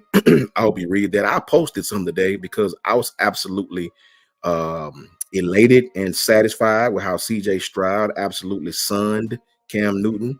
You know what I mean? And to Cam's credit, Cam was joking about it. Cam was like, you know, Saban gone, we might have a chance now. CJ was like, nah, Bama own that. I ain't trying to hear that. You know what I'm saying? He absolutely shut him down, bro. He's, I don't care what you're talking about. You went to Auburn. They suck. Shout out to CJ Stroud. Shout out to CJ Stroud, bro. You can tell that was love toward Will. You know, him and Will are extremely close, right? Him and Will are extremely close, man. And you could tell that was love to his brother who he got drafted, you know, one after the other. Them dudes will probably be close their entire time that they play pro football. Henry Campbell says, happy birthday. Shout out to Henry Campbell, to Janet. Coach Jay says, happy birthday, Janet. Wendy 6 says, happy birthday, Janet. Kimberly Harmon says, happy birthday, Janet. Francis Shepard. What's up, Francis? Says, happy cake day. All facts. Marquita with the emojis. That's what's up. Everybody showing love. That's good stuff right there, Janet. Hope you see this, Janet. Janet, make sure you look in. Clinton Howard. Happy birthday, Janet. Sandra Heich. Happy birthday, Janet. You already know, Janet, you are more than welcome. From the entire undefeated, from all of us. You are more than welcome. Absolutely more than welcome. We got Patriot Life. Boom. Happy birthday, Janet. Zach Mathers hired by Bama String Staff. Okay, Zach Mathers. Where's he from, Tink? Where's he from? If you know. Jay Townsend. Happy birthday and anniversary, Janet. May God bless you and your husband with you many years, blessings, and years of happiness. With many, many more blessings and years of happiness. That's what's up, Jay. That's beautiful. I like that, bro. That's undefeated love right there, brother. You better believe it. Florence in the house. You already know. You already know. Florence in the house. Flow Town. You know what I mean? Where is he? Tink, do you know where's he from? His background? Do you know where he comes from? Whatever. Zach Mathers. I hadn't heard of him before. I'd like to know. I'll do some research on him. String staff. Caitlin says Miro is going to be so ready. I think so. I think his time is now, Caitlin. This would definitely be his last year. He'll look to go to the league after this. So I definitely think he wants to go out with a bang. Hey man, Moon Rocker, I said the same thing, bro. Najee was frustrating with all the juking, especially earlier, but he made up for. Yeah, he definitely made up for it. He did, but he frustrated me too with all that deadgum juking. The hole would be there, and he trying to bounce it outside. Like Najee, what you doing? But he definitely has gotten better. That's a whole fact. Shout out to Najee Harris. Henry was a grown man, still got one of the nastiest, disrespectful stiff arms in the league. Yeah, Derrick Henry is that guy that nobody wants to tackle, even now. He doesn't look like he's slowing down at all. Moonrocker says Trent, number 3, will always be that one for me. Yeah, Trent was a monster, man. Trent was a monster. If we just talk about college football, Trent was a monster, bro. People forget that Trent was a grown man at 18 years old, bro. That boy was a grown man for real, you know. Take that Impossible Burger. Let's see what you guys saying. Yeah, I think he's gonna start as well. We just got to get some depth. I'm glad we got that depth because it's gonna be a grueling season this year. Oh man, did you guys see where real quick? Did you guys see where they was talking about? And I didn't even talk about this like I wanted to. The conference, like they're doing that 5 and 7, meaning the 5 top conference champs and the 7 others, right? Here's the thing, though. Here's the sucky part of that, though, man. Let's just say this year was the first year that they used that college football playoff, right? Let's say this was the first year. By that logic, number 12, Oklahoma, would have been out by that logic, and number 23, Liberty, would have been in because they was one of the highest group of 5 champs. So I seen a quote today. It said, you added all these games, you added all these teams, and somebody's still gonna be mad. I even reposted. I took my words and redid it. Somebody's still gonna be upset because you got the same old problem. Nobody wants to watch Liberty get belt to ass against Oregon. Nobody wants to watch that, right? And then they talk about conference champs. This is why I've never been with this conference champ stuff, right? I watched an Oklahoma conference champ, right, who dominated in the season with Jalen Hurts and CeeDee Lamb and all these wonderful players that beat up everybody in the Big 12. Well, I watched that conference champ go play LSU in 2019. And you know what the score was at halftime? And you can go look this up. The score was 49-14 at halftime. They ended up beating them 63-28. That was your conference champ, Big 12 conference champ. I watched Michigan State's Big 10 conference champ play Bama. I watched Ohio State, Michigan, Big 10's conference champ play Alabama. I watched Michigan play Georgia. I watched all these conference champs, these other schools, play these SEC schools in the playoff, and it didn't go well for them. Now, Michigan won this year for the first time since Reagan been in office, right? But let's be real. What really does conference champ mean? You mean to tell me you're going to take a 9-3 Big 12 conference champ just because they're the conference champ over a 11-2 Ole Miss who didn't make it because they lost to Bama and Georgia, right? 2 teams that half of y'all would have lost to in the whole country, right? So that conference champ stuff sucks, man. So you added all these teams and somebody's still going to be mad. Watch. More teams, same problem. More teams, same problem. What's up, Mike Fort? Didn't see you in here, man. What's up with you? Shout out to Michigan. More teams, man. More teams, same problem. Uh-oh, Jay Townsend. Shout out to Jay Townsend. $5 super chat. Bama has a player starting at every position in the NFL right now. All facts. Anybody that argues with you, Jay, that Alabama is the machine of the NFL, they're clearly clueless. Oh, we got the man himself. What's up, Merrill? What's going on, Coach? Man, I'm up in here, man, just vibing, mad about this college football playoff, man, upset. Yeah. Camp, right? Do you know, Merrill, if we use this blueprint this year, that Yeah. means Oklahoma wouldn't have made it, and Liberty would have because they were the Group of 5 top champion. Yeah. Right? That's crazy to me, man. Absolutely crazy. That is ridiculous to me. So you're gonna take a 9-3 Oklahoma State over a 11-2 Ole Miss? Yeah. Right? That's crazy. What do you think? It is. I mean, that's the thing. And can you guys hear me okay? Because I'm trying to change some stuff up with my mic because it keeps going like popping out and whatnot. Can you hear me all right? That sounds great to me. Chat, can you guys hear me, Meryl? Okay. Yeah. Put in the chat if you guys can hear Meryl. That's been one of the things lately with the with the mic is I don't know why, but I've noticed that it's like I don't know if it's this new stuff on StreamYard where it's like muting me at certain times. It's really weird. I don't know. I'm figuring that out. And then hey, you got another super chat, Coach Sean. Gary Bama for life. What's up with you, my friend? Let me scroll down. Where I'll pull it up boom, there for you. Go. Janet. Boom. Let's get it again. Janet Forsyth, $20 super chat.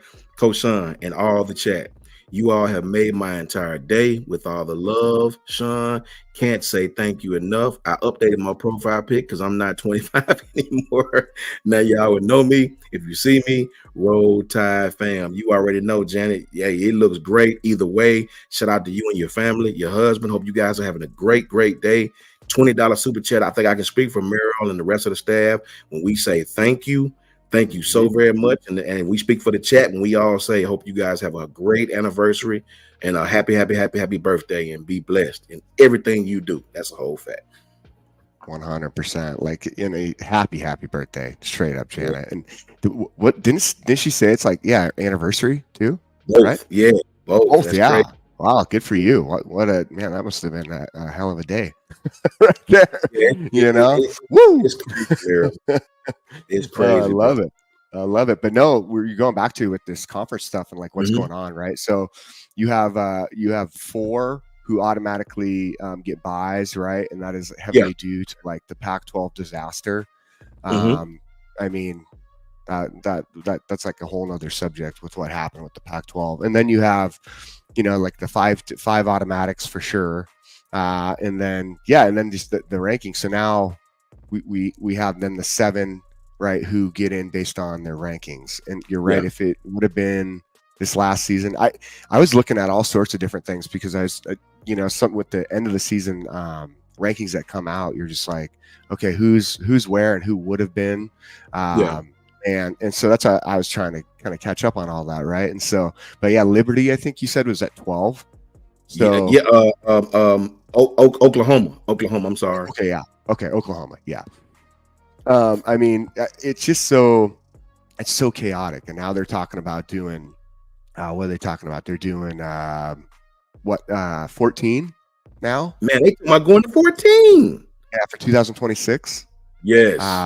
I mean, that's crazy. And Coach Jay actually posted something on Twitter this evening about it, and it's just like.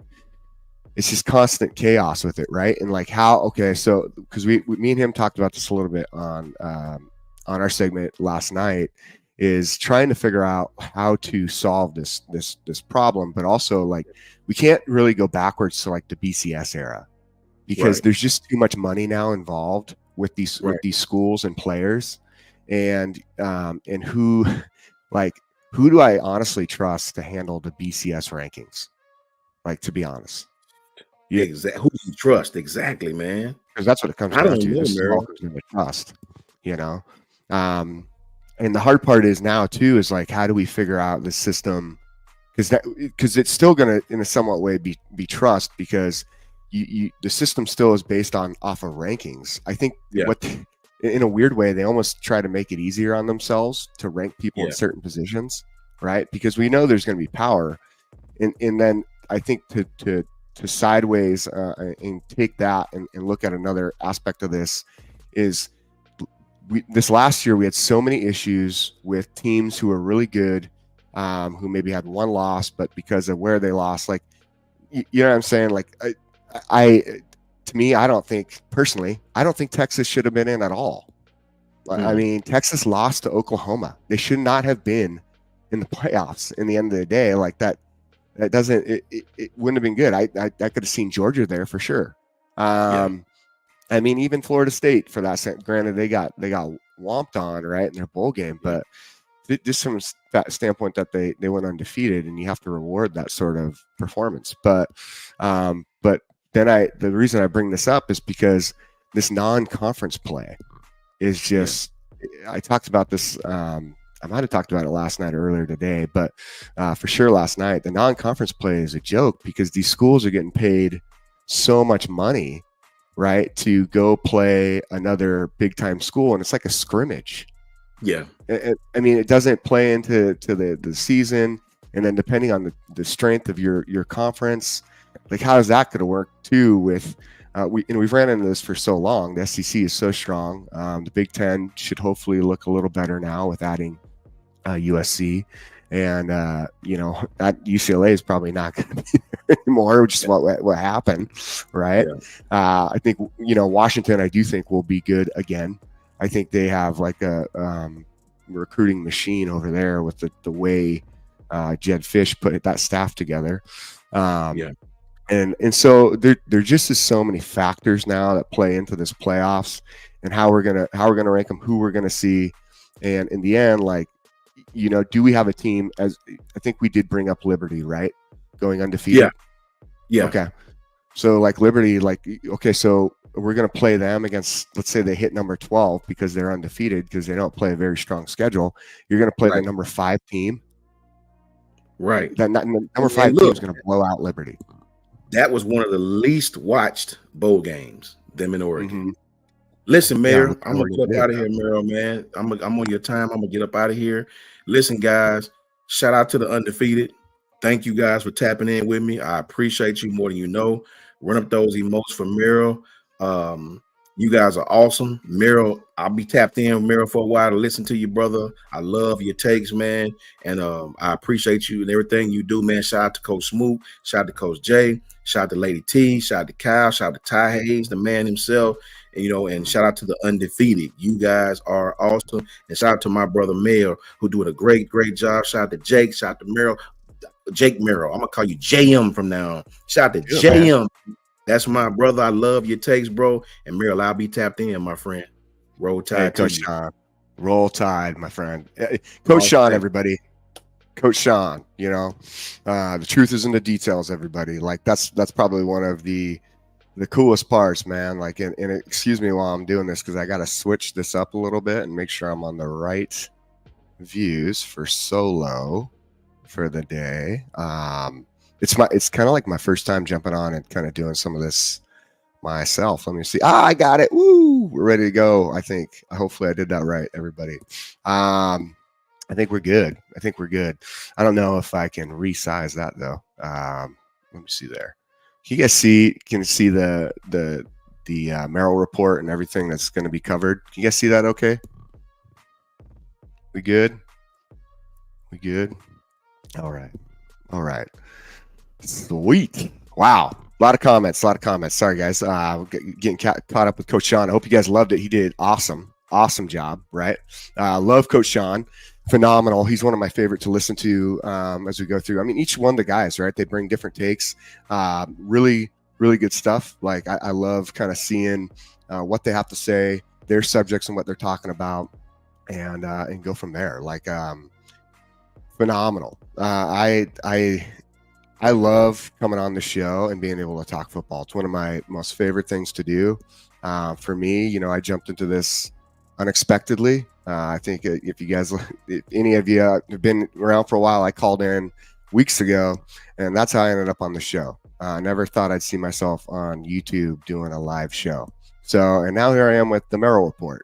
Pretty cool. I feel very honored. I'm humbled by it that everyone enjoys it. And thank you for coming back for a second round today, because I was on earlier today and we had a lot of fun earlier too. I hope you guys all enjoyed it. Who was on? I know the chat was a little crazy earlier.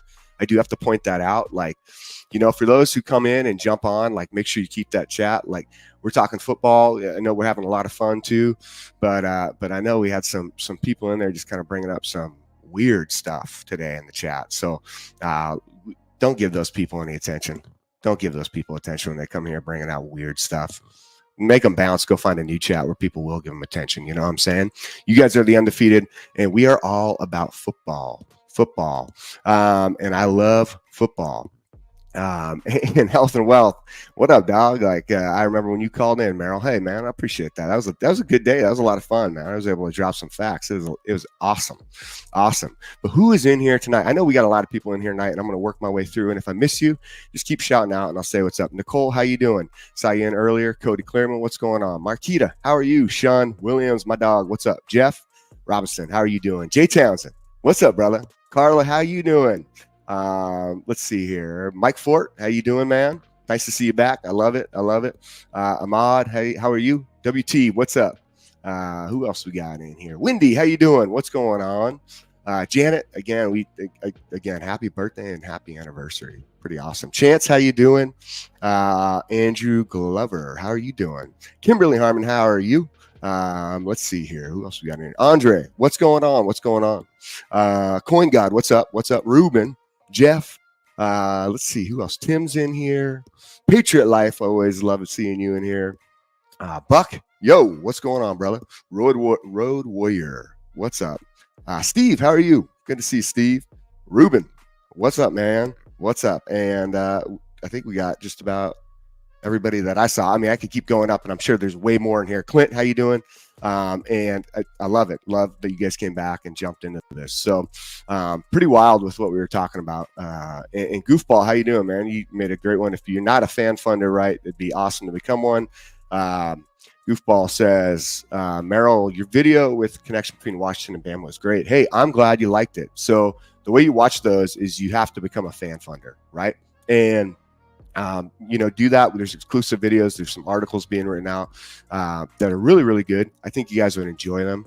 I enjoyed making the videos. I did one on the Swarm D, and then I did one on the Washington Alabama connection, because there's some unique points in history where Washington and Alabama are connected. Oddly enough, look at me here, right? I played at University of Washington, and I am on an Alabama talk show within YouTube. I absolutely love it. It's awesome. And I'm a huge Alabama fan. So all about that, and I absolutely love it. Chance, what's going on? Mickey, what's up? Adam, how you doing? Good to see you back. Coach Smooks in the chat. Love that. Crimson Wave, how are you doing? So it's fun. And Clinton, how are you? When you get in here, and Jarvis, what's going on, brother? You get in here, and Ephraim, what's up, man? And you get a chance as a fan funder to kind of watch some of those. So do it, jump on in. Remember, run the thumbs up, subscribe, and enjoy the shows. I know there's a lot of stuff going to come in tonight. When Smook comes on later, we're going to have a lot of fun. I know we were talking about this earlier, and potentially, right, doing some chalk talk. We'll see what Smook says, and as the show rolls on. J.A. Kelly, what's up? How are you, man? So good night. Spring ball coming up. How does everybody feel about spring ball? You guys feel good? Are you guys excited? Six Trey, what's going on, dog? Jim Parker, how you doing? So yeah, for me, I'm very excited, right? I like spring ball. Spring ball's a lot of fun. Coach Smook, hell yeah, we're doing some chalk talk. Hell yeah. Yeah, brother. Nah, I love it. It'll be fun. I'm excited to do some chalk talk and get after it. Spring is Carly says you say it best. Anxious, right? We're anxiously awaiting. Mike Fort, I love you being funny, man. Nope, I want the off season to last a little longer. I mean, doesn't feel like an off season. I'll tell you that, with all the drama that's been going on left and right. You know what I'm saying? Like, it's crazy, man. Absolutely crazy. And for the Michigan guys, I know, Mike, you're in here, man. Like, I tell you what, like in the weirdest way, like for Michigan, all their stuff they're going through, we went through it. I feel for you a little bit, right? I really do. Like, I'm not bad. I'm not going to be a bad guy towards Michigan, but I do love getting Keon, and I might really love, if it happens, getting Will. We'll see. Johnson. We'll see what happens. I don't know. Maybe not. We'll see. But I tell you, man, like, it's just been so wild with everything. The spring ball makes it kind of refreshing. It's been a lot with coaching changes. I'm going to talk about that because I do want to jump on coaches versus players leaving, the different impacts that it has. Right. That's It's kind of interesting, you know what I'm saying? And then the 24 class awards, right? And Jay Townsend, as you just said, make sure you please, as Jay just says, hit the thumbs up. If you're watching, you're enjoying, hit those thumbs up. We love having you in here. And thank you everybody for jumping on tonight on a Wednesday night. I love it. So, but to go into spring ball competition, there's some groups that we're really excited to see, and that will also jump down into my next topic, which will be DV review now with Keon Saban, right? And so some of the groups that we keep talking about and ones that I want to get to first and foremost, as everybody knows, is the quarterback competition.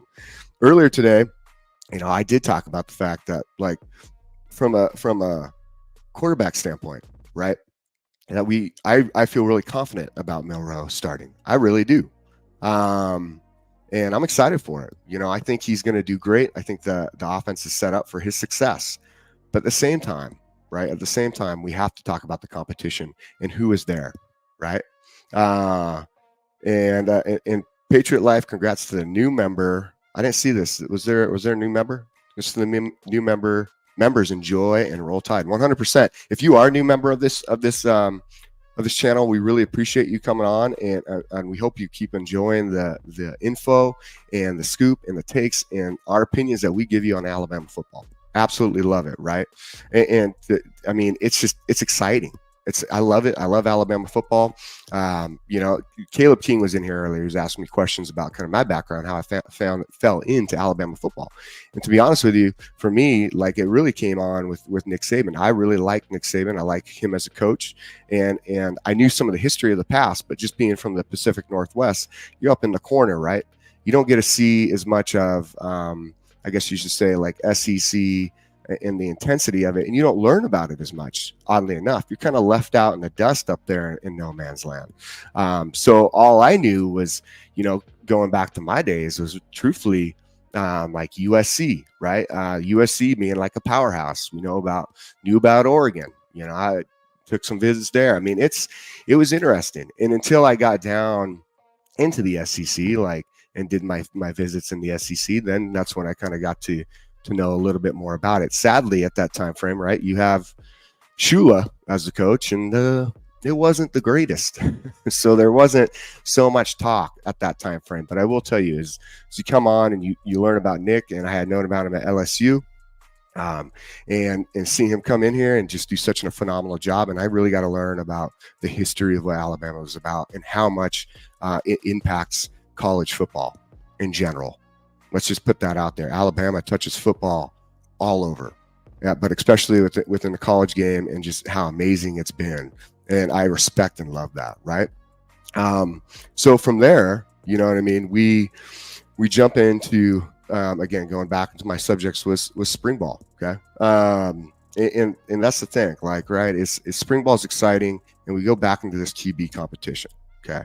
And the QB competition, right, is there's so many pieces to it. There's so much you can do. And I'll tell you, you know, you can, who's it going to be? Today I put out mine, right? And I put out that I truly feel like Milroe is going to be the guy. But I know there's a lot of people in here who don't agree with that. They'd rather see Ty Simpson have that shot. They'd rather see some people really want to see Lonergan, right, have that shot. And I get it, man. Like, you know, I like to see that competition. I want to see guys pushed. Somebody brought up something earlier. They said, because to my point of saying, like, that I felt like Milroe is going to be the guy, right? And they said, and Buck, I mean, I 100% agree with you. But I'll say this is for Milroe. They said that when Coach KD got to University of Washington, that the starter at that time frame, and I know there's a guy in here who just said it. MA, what's up? Mike A from Seattle, Husky fan. I'm gonna put this up there. You guys will really like tight end Josh Cuevas. He didn't get a lot of reps last season because our 1-2 depth they were good. And Cuevas is, man. He is good. If you look at him at Cal Poly, he did a good job. I think he is going to do a good job. But MA, Mike A, maybe you can help me out. on this one. Who was our quarterback last season? And Kamikaze already got to it. He already got to it. It was 3 seasons ago. It was Dylan Morris. You're right. And Dylan Morris was garbage. Sadly, he was a great backup guy. He's going to be a good coach someday. But his time frame was kind of over, right?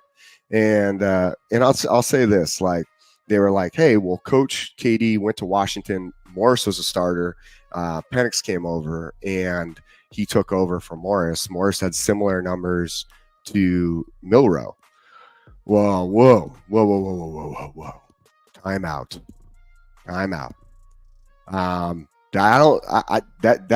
You compare Milroe to Dylan Morris. That is not fair at all. I have a lot of respect for Dylan Morris and what he did in a backup role, 100%. But as a starter, there's no way. I don't like him. I don't like him as a starter, right? Like maybe it was the offense he was under. I don't know, but there's no comparison to compare Milroe to Morris. And you're going to go in there and have Penix in the background behind Morris. And you're going to say, well, KD didn't start Morris. Like there's a big reason why. I mean, look at Penix in general. The guy's a stud. But the cool part is, and the whole twist on this is he's actually developed by our new offensive coordinator with Sheridan while he's at Indiana. And that's hence why he's a stud. Yes, he matures and he grows. And somebody also brought up a really good point on this fact, and I thought this was interesting. And Smook, you might have actually been in on this, right? And Matt, you're right. Milroe and Morris played in 2 different offenses, 100%. Like when Morris's offensive coordinators were terrible at Washington, but still, like I would say, Penix though coming in starting over Morris, there's not even competition there. So then we look at Milroe and what he has, right, and all of his tangibles. I think he looks really good. I'll tell you what, like for Milroe, I like what he's going to do. I like that he is, like I was saying, Coach Smook, if you're still in the chat, you might have said this on your Twitter. There was something put out like Milroe right now has time to focus on just football because I'm pretty sure he's a graduate student. So some of that school pressure's off, right? He's kind of relaxed now, but now he has a really good QB coach. You know what I'm saying? And he has that time, right, to really lock it in and work with Sheridan. And these guys, you guys in the chat and Undefeated are putting out some really, really good stuff. Like with the fact that Penix balled out of Indiana that last year until he got hurt, and again, that was under Nick Sheridan, right? Yeah. So Coach Smook and Ryan Fowler from the radio host, right? Awesome stuff. They were talking about that on Twitter. So for anybody to sit there and be like, hey man, like Milroe, there's no way. But now he's just, and Nicole, you brought up an awesome point. He's definitely in a position to thrive. And I think we see that. And I will not take away from the fact that like there's been a lot of comments in here like Austin Mack. He's going to be great. You know what I mean? I think he's going to definitely help elevate that room, and he is going to be phenomenal, but it's not his turn yet. We have to remember this at Alabama, that everything is earned, and that still goes towards Milroe. Maybe me being so hyped on him, because I really am. I love the guy. I remember watching him when he first stepped on the field, and I just thought, oh man, if somebody can just rein this guy in and really get some really details with him, right? I would love watching him perform. And I think that's the thing is like, I enjoy seeing that competition. I enjoy watching it, but I love the fact that with Milroe, somebody can just lock it in, right? Somebody just give him that time. And it just feels like it's constantly turnover or constant change within his time frame. I think he's in a position right now to truly thrive. So Henry Campbell, you say it right. This is a wide open QB competition. It is, but I do think we are in a position now to see Milroe really do a phenomenal job. And Clinton Howard, thank you for the super chat. Let's see what's up. What do you got to say? I'm pulling for Milroe, but I want Ty and the others to push him hard in spring. 100%. 100%, Clint. Like that's where I'm at too, and that's why I bring up this right away to start off the evening with the excitement of spring. And Clint, I got to tell you, thank you very much for that super chat, $5. As we go on through the night, throw those up there if you can, and I'm going to try to get to those questions. And by those coming up, they highlight, and I can pop them up right away, and I'm going to jump to those on those super chats. So thank you very much. But again, like that's why I think, you know, we look at this and we look at the way this offense is meant to develop, guys. And then we also have to look at the quote, right, by KD just recently when he was talking about his offense and how it's meant to change based on personnel. Okay. And he talks about Milroe. He talks about Jalen.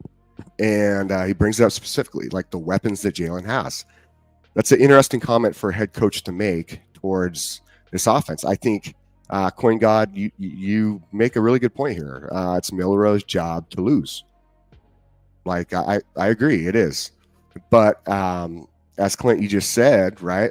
Like, I want to see that's good competition. And I mean, a number of you guys have said it in here. I just Henry Campbell, what's up? Like, you just said it too, man. Like, let's see a good competition. Let's push each other. Let's push each other to be better. I don't want to sit there and tell Milroe like this is all his. Yeah, like we're not saying that necessarily, but I will say this. And Nicole, you kind of say something interesting here, and I'm sure you're answering somebody in the undefeated in the chat, and I just didn't see it. But Ty locked in. Lonergan would leave before Ty, I think. Okay. And I guess what? I think Ty is locked in. I have a lot of respect for Ty. Somebody else brought this up earlier today. Okay. Like, man, I'll tell you this. Like, I think Ty, him sticking it out shows that he's ready to be a leader. And I think he also knows if you are a quarterback and you decide to leave right now because of the way if you look at like the depth chart or even where these guys line up and like who's up next, it's like one after another. So depending on what these guys want to do. So if you feel real confident in yourself, you have time to develop and practice, you have time to learn the system, there's no way right now I would even think about leaving, right? And Ephraim, thanks, man. I know everyone liked my shirt today. You guys like my shirt? Let me see here. You guys like it? Yeah, cool. Yeah, no, it's a great shirt. I love this shirt, man. It's a good shirt. Thanks, Ephraim. But yeah, man, I tell you, like from that standpoint, you know, I have a lot of respect for these guys who stay. Ty especially after everything turnover. But if you are a quarterback, you know, I'll tell you this, I would stay in a heartbeat because even if you get 1 year in this system, and you believe in yourself, I'll put it up. I'll put it this way. And Carla Bailey is throwing out the score. Is that game over? I don't know right now because I'm on the show. 72-62, Florida. Carla, is that game over? Not yet. Where we at? Where we at right now with everybody? You know, I want to know what quarter we in, what half we in. Man, I'll tell you what, I loved playing basketball back in the day. God, I loved basketball, man. It was so fun. Oh, so fun, man. Man, I remember the Seattle Sonics. Like, there's some ballers up in Seattle, I'll tell you that. Some of those guys who stayed around, their kids played. Woo, they were good, man. Super fun to watch. I miss playing basketball. Miss it.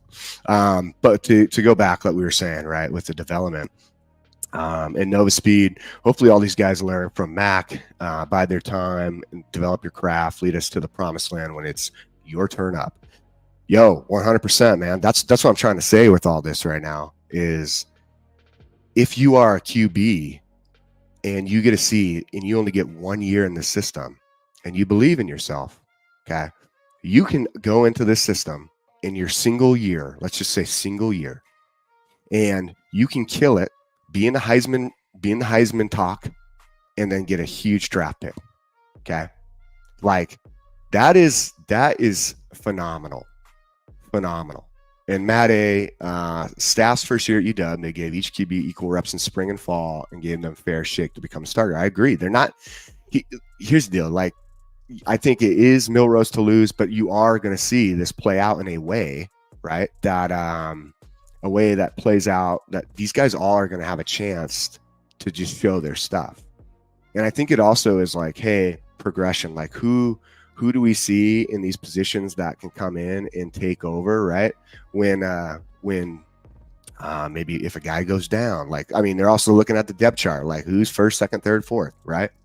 I'll tell you, man, like you need one good season, and then then in the meantime, you really grow under the system and you learn. You're going to get reps. I'm going to tell you guys right now, there's going to be some people we blow the hell out. This offense is not going under 30 points a game.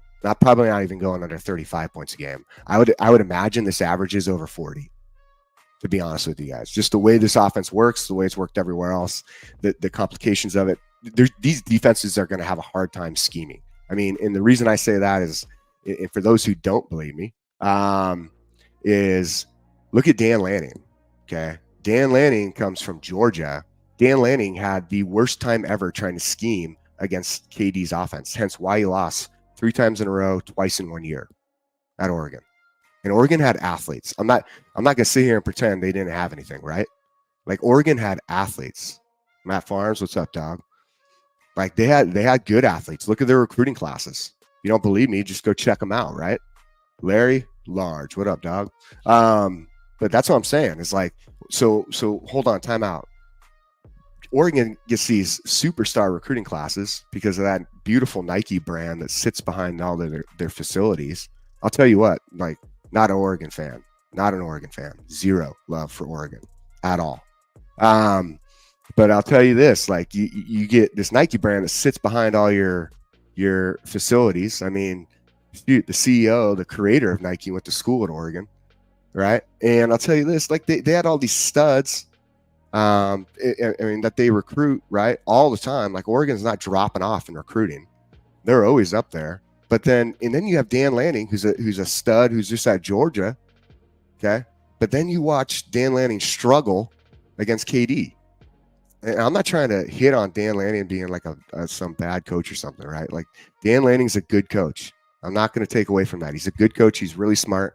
He's one of these up and comers. Okay. I mean, well, he's here now, but I mean, what I'm saying was he was one of those up and comers. But this is what I say to that is Dan Lanning, who has this studly defense at Georgia that everyone wants to talk about, that gives him a national championship. Well, then when he's over at Oregon, he still has really high quality players. Like Oregon can match up against any team just about in the SEC. We're not going to say that, but I'll say they're going to put up a fight, a good one, you know. And I'll tell you, Lanning coaching for clicks, 100% kamikaze. But you know, I'll tell you, like this whole thing with anybody having to question like this offense and how complicated it is. KD just smoked the SEC team. So going back to what I'm saying, over 40 points, yeah, it's going to happen, especially when he's doing it already against one of the top, at that time, top defensive coordinators in the game before he goes to Oregon. You know what I'm saying? So I don't know. That's my argument to that. So it's just interesting that now we see these guys who want to come in, and we're going to have this competition with the quarterbacks, and they're all going to have something really, they're going to look good. Each quarterback is going to look good. Who really separates themselves through spring ball and fall ball, right? We'll see. I keep going back, man. I'm excited to see Milroe in his progression in this offense. This offense allows quarterbacks to, if you listen to Penix too, man, you listen to the way he talks, this offense allows quarterbacks to thrive. It's easy. It's easy to see. Everything's meant to come into your natural line of sight. All right.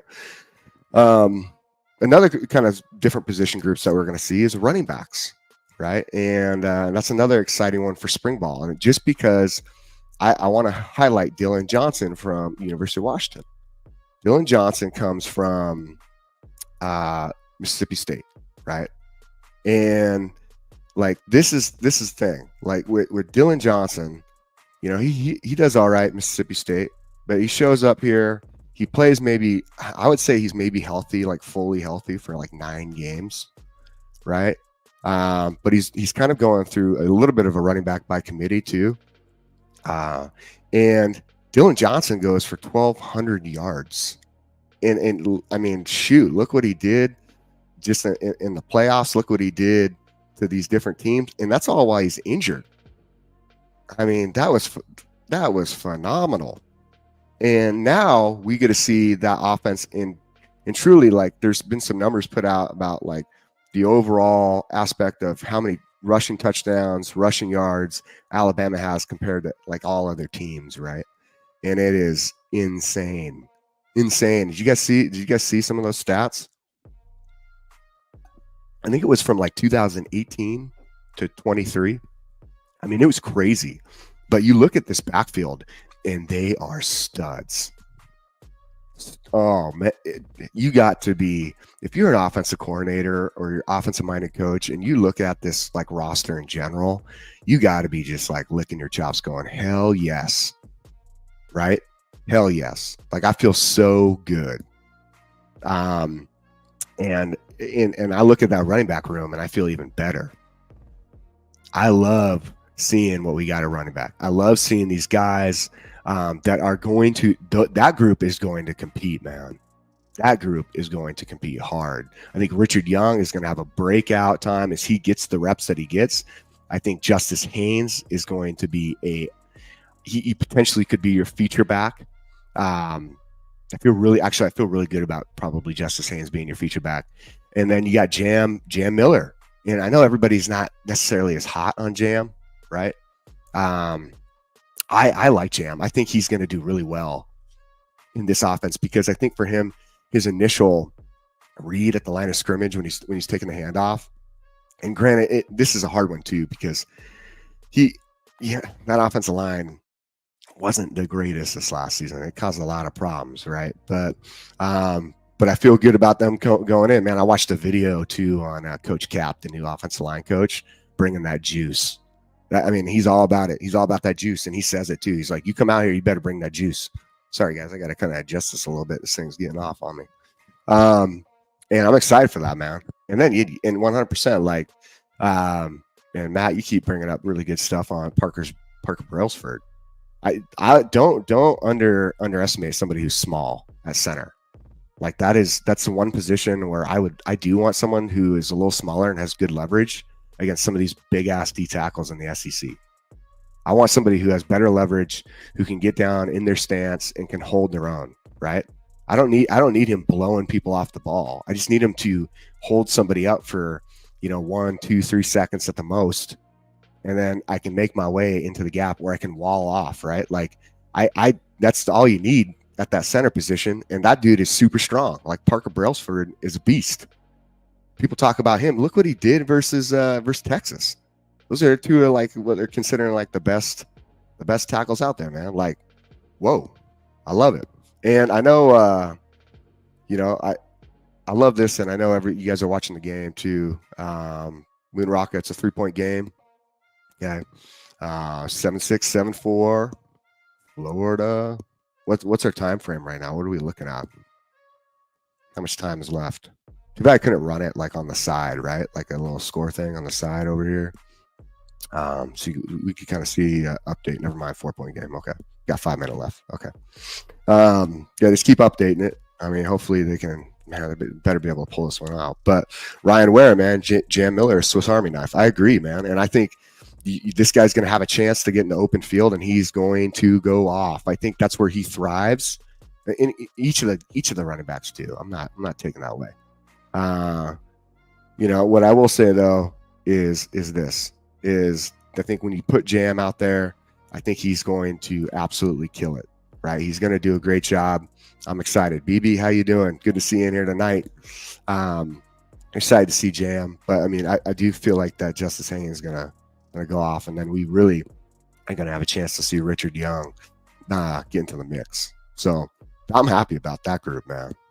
Damn it. Then we go to our wide receivers, and there's even more now. No speed Merrill. Which back you think will be best for pass blocking? Ooh, that's a great question. Thanks, Matt. I hope you have a good night, man. Best pass blocking back. It really comes down to that, is who's not afraid, right? To just put the pads on somebody. Like who really is not afraid just to thump somebody. I'm going to be honest. I think when it comes down to it, just because he seems so just ready to roll, like I feel like he's ready and he really wants to get his time. I'm mixed in between. I really like. I think Richard Young potentially, but I also want to go back to Jam Miller a little bit. You know what I mean? Like I like Jam. I think I think he kind of reestablishes himself to an extent in this offense. And when you do that, you start to gain confidence, right? We'll see. We'll see. I'm interested to see how that plays out, right? Plays out in the spring too, you know. And you know that 100%, Matt. Like on Running Back Grub always said, if you want to play, you must prove you can block and pass pro. 100%, and that's what gets guys ready. I love that. But yeah, when it comes down to it, like who's really ready to put the hat on somebody? That's what I love about it, you know.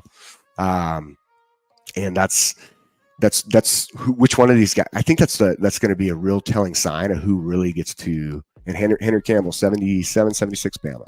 Love it, dog. Woo, let's go, roll tide. You know, it's interesting because I think that's going to be real telling though in spring and fall of like who's really going to see the field a lot, you know. And I think that could be the case with how they just step up and pass block. Obviously how they run the ball too. I don't want to take away from that, but you know, that pass blocking is going to be huge. So that's the running back group. I know that was kind of quick. There's so many other groups we can go through, but again, I do want to touch on this real quick with wide receivers, right? Just because of the Caleb Odom switch. That is going to be so exciting to watch the wide receiver group compete. Who is stoked for that? Who's stoked to see Kobe Prentice? Oh my God, that guy is ready. Like holy dude, that dude is ready. I don't know what got into that dude. I don't know what he ate, man. But that dude's face, he is ready to go to war, right? Lisa, what's going on? What's going on, Lisa? Like, I love it. I love what that dude is ready to do. And you know, I'll tell you, I think there's a lot of guys in that room who are so sick, right, of hearing all the crap about, you know, Isaiah Bond left, so that room is garbage. What? Time out. What? Isaiah Bond left? So that room, what? Isaiah Bond was posting stuff about himself on Twitter to try and hype himself up. Like the fact that you got to do that, man, that's not a good sign. Don't be posting things about yourself to try and hype your own image. Like, thank God we got to clean that out, right? And yeah, Emmanuel Henderson looks good. I know Coach Sean is big on Bubba. I know Coach Sean's big on Bubba. I like that. I like Bubba too from a freshman standpoint, right? And we all can't forget about Ryan freaking Hollywood Williams. Ryan Williams, everybody. And yeah, Kendrick Law. I mean, there's so many guys we can talk about, right? Like that's what's crazy now. And yeah, like this group is going to be really exciting. And Jay Townsend, Caleb could have been really awesome tight end. Yeah, I mean, I don't think I'm not going to rule him out of playing tight end. We'll see how his body develops, right? Because he's, I think, like a 215, 220. And with Odom, like what I like about him too is he has a 35-inch vertical. Okay. He's already, I think he's a 6'5". He's 6'5". He has a 4'6", 4'5'8", 4'6", 40. Like that's studly. Okay. So I think he's going to be that big body guy. I don't need a burner out there. Somebody brought this up today, and if you're in here, you can shout out. Might have been Mike Williams, or sorry, yeah, Mike Evans. They said the good comparison, Mike Evans. See, I like Kyle Pitts, but Pitts was actually slower. right? He's really good those matchups, right? I mean, and then Adam Garcia, you said Rico Scott, Amari Jefferson, Bubba Hampton, Ryan Williams. I mean, that room is stacked, and you add Odom to it. And Coin God Odom did have snaps a wide receiver in high school, and he dominated in that one-on-one. I mean, they are going to use him in a way. That guy's seeing the field for sure. I like Amari Jefferson a lot. I think his body control, I think he has good speed, and he is bigger. I like him, man. I'm excited. But yet, of course, Ryan Williams. Like, so where do we see him on the field? I think we're going to see it for sure. I don't think he's not going to be on the field, especially the way after Coach KD said, but just going to be where. What up, Coach Smoot? What's up, man? How you feeling?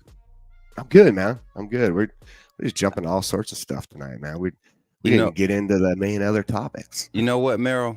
I'm going to commend you on something. You are such a nice guy. Why's that? You are such a nice guy. I'm not going to be petty. I'm going to just give you your props. You a nice guy. Ooh. Thanks, man. Nice I appreciate play. you. Hold on. I'm going to put this up on the screen for everybody. I know everybody's wondering. Y'all know we usually do it. Here we go. We got it up for y'all. And we just small talking to the game over with, man. Yeah, man. Kind of transition to basketball. Let me get a brand up. What's up, E-Man? Mm-hmm.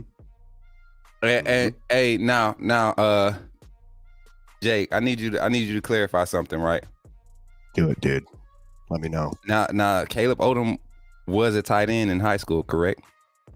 Yeah, he was tight end in high school. He got recruited as a tight end, correct? Everywhere, 100%. Right? Okay, 100%. Now, because he lines up at the X position in high school, does that make him a receiver, or does him put him as a tight end in that receiver position? Right? Yeah. Well, here's the deal. You are labeled, right, if a tight end. Let's put it this way. I want to put this out there, and you probably the same thing for you, Smook, like in high school, right? So high school, I played all over the field. Right. I played tight end. At one point I played what we would consider now like the wolf position, coming off the edge. Okay. I played cornerback depending on type of wide receivers and who we were matching up against if we had to lock someone down, right? Mm-hmm. And then from there, like I played, we also ran a wing tee at times, right? So like, I mean, dude, you in high school, that's you get your position label, but you can play all over the field. Exactly. He's good, man. The point I was making, though, and this is a shot at Coin God. Coin God was trying to label him as a wide receiver, and I was like, no, he was still a tight end. You're going to have sets in the college level where we're going to see Danny Lewis split at the X position, CJ Dupree split, and that doesn't mean they're a wide receiver. It still makes them a tight end, which to me, when you talk about a guy like Caleb Odom, you label him as a tight end, which is what he was recruited as. Blocking is not as good.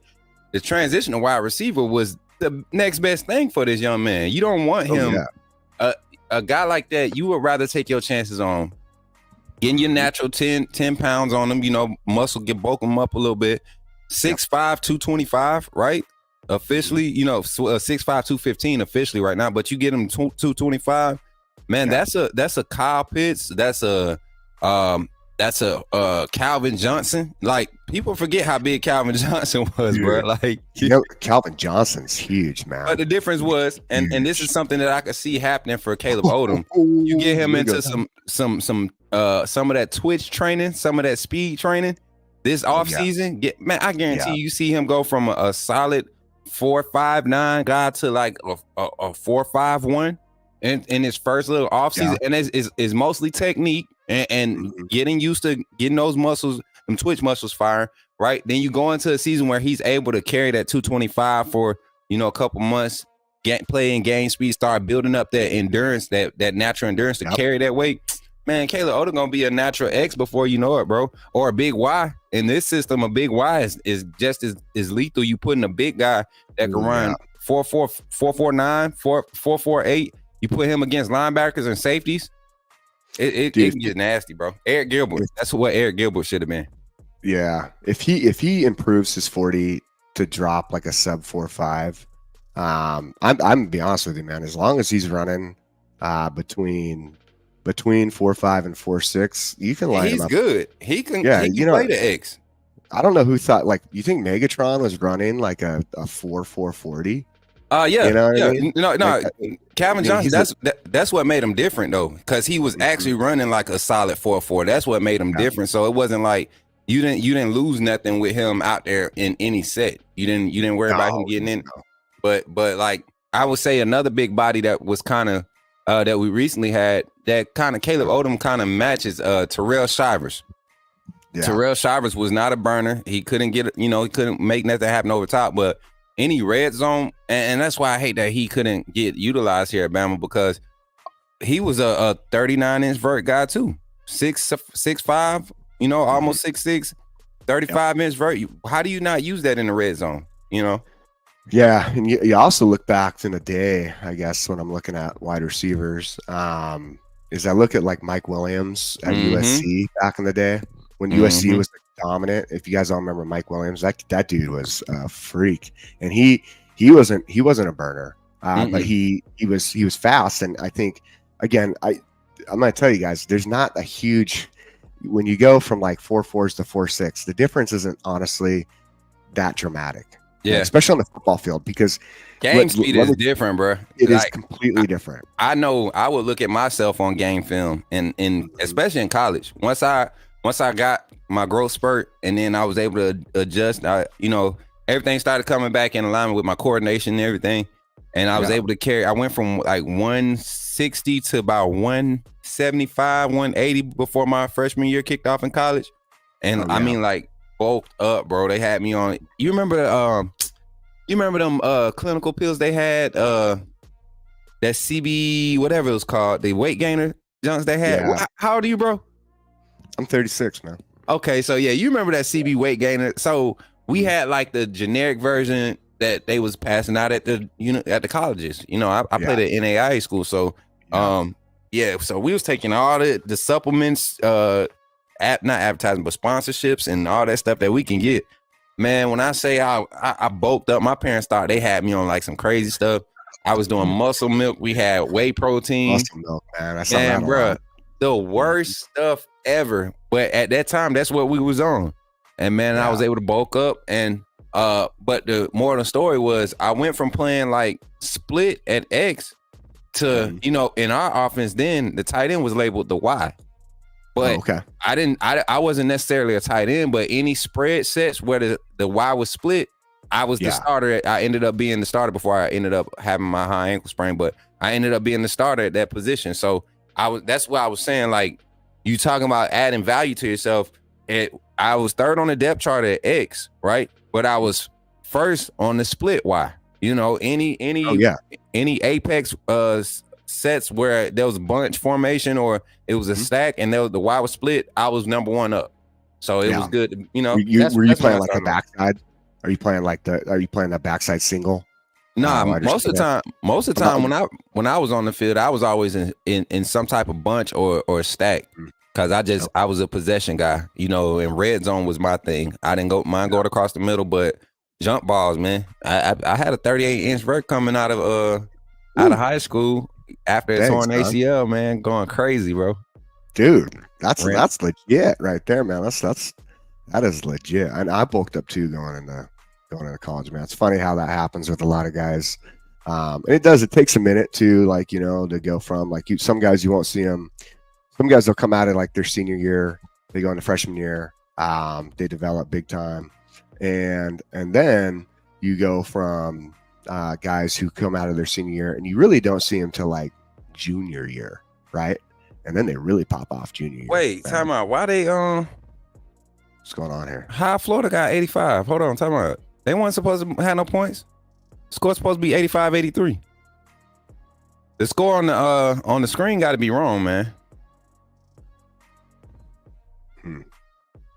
Something weird happening. It's tied up right now, though. Oh, that's travel. Oh, they travel. How they don't call that? Force a bad shot. We need this one bad shot. Rebound. Come on, boy. Over the back. What? It's crazy, y'all. This the last possession. Like, Florida has the ball. They're dribbling it. No. That's us. Let's go. Let's go. Let's go. Let's go, baby. Let's go. I'm a little behind on my side, so let's go. All right, so what happened was Florida, they drove the ball. They missed the layup, tipped the ball. They tried to get the rebound. They tipped out of bounds. I think it's Alabama's ball going our way, maybe 10 seconds, 11 seconds on the clock, I think. Mm-hmm. All right, y'all. I'm going to try to be a commentator for y'all. So the score is tied 85-85, 14.6 seconds left. They looking what they reviewing. It's our ball. And, bro, we got serious. The ball got to go in your hands. Don't play none of that bull stuff. Let me see. That's our ball, man. He ain't touch it. That's our ball. Clear as day. He didn't even know who to point at. Number 4, he was like, he was about to point at somebody. He said, who's around? He didn't know what he said on Saturday night. I don't know what to do with my hands. He kept bringing his hands up. It's our ball. Yeah, I know. Good. Yeah, man. Here we go. I hate these parts of the game. Let's get back in the game. I don't remember our timeouts being this long. Ever, dude. Ever. I don't, and that's it. You know, now with all like the TV stuff too, that's another thing with the timeouts. It always drives it like, you know, it feels like there's supposed to be like what 30-second or 15-second timeout, and then it drives into something else, man. Yeah, man. If it's me, if I'm the coach, I want Sears driving the ball. I want a shot at the rim, right? Some at the rim, so we don't have a long rebound opportunity for them to possibly get a long rebound, push it out in transition, and get an easy basket in transition. So, yeah, Sears, and that's too slow of a pace for me to even get set up. We don't have no good half court sets. Go ahead and press it. Get in the half court. Now you press the lane. Let's go. Too much time. Good pay. Good take. See, you take too long. They get to seeing you, man. They going into overtime.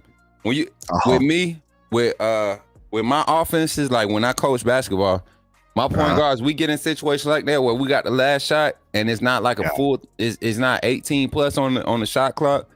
You don't got time to walk it up. I don't care if you got it at half or whatever. You get into your half court sets, you get the defense moving, because if one person holding it for 4 seconds, those guys are sitting there waiting to react to that. You got to get the ball moving quick.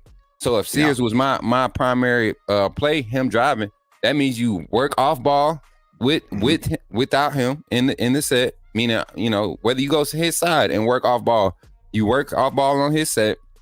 Yep. Give him a screen, off ball screen, get him the ball one-on-one situation. You should have a matchup if you work the off ball set, right? So, I mean, but yeah, they're going into overtime, chat. So let's get into it. Let's jump in.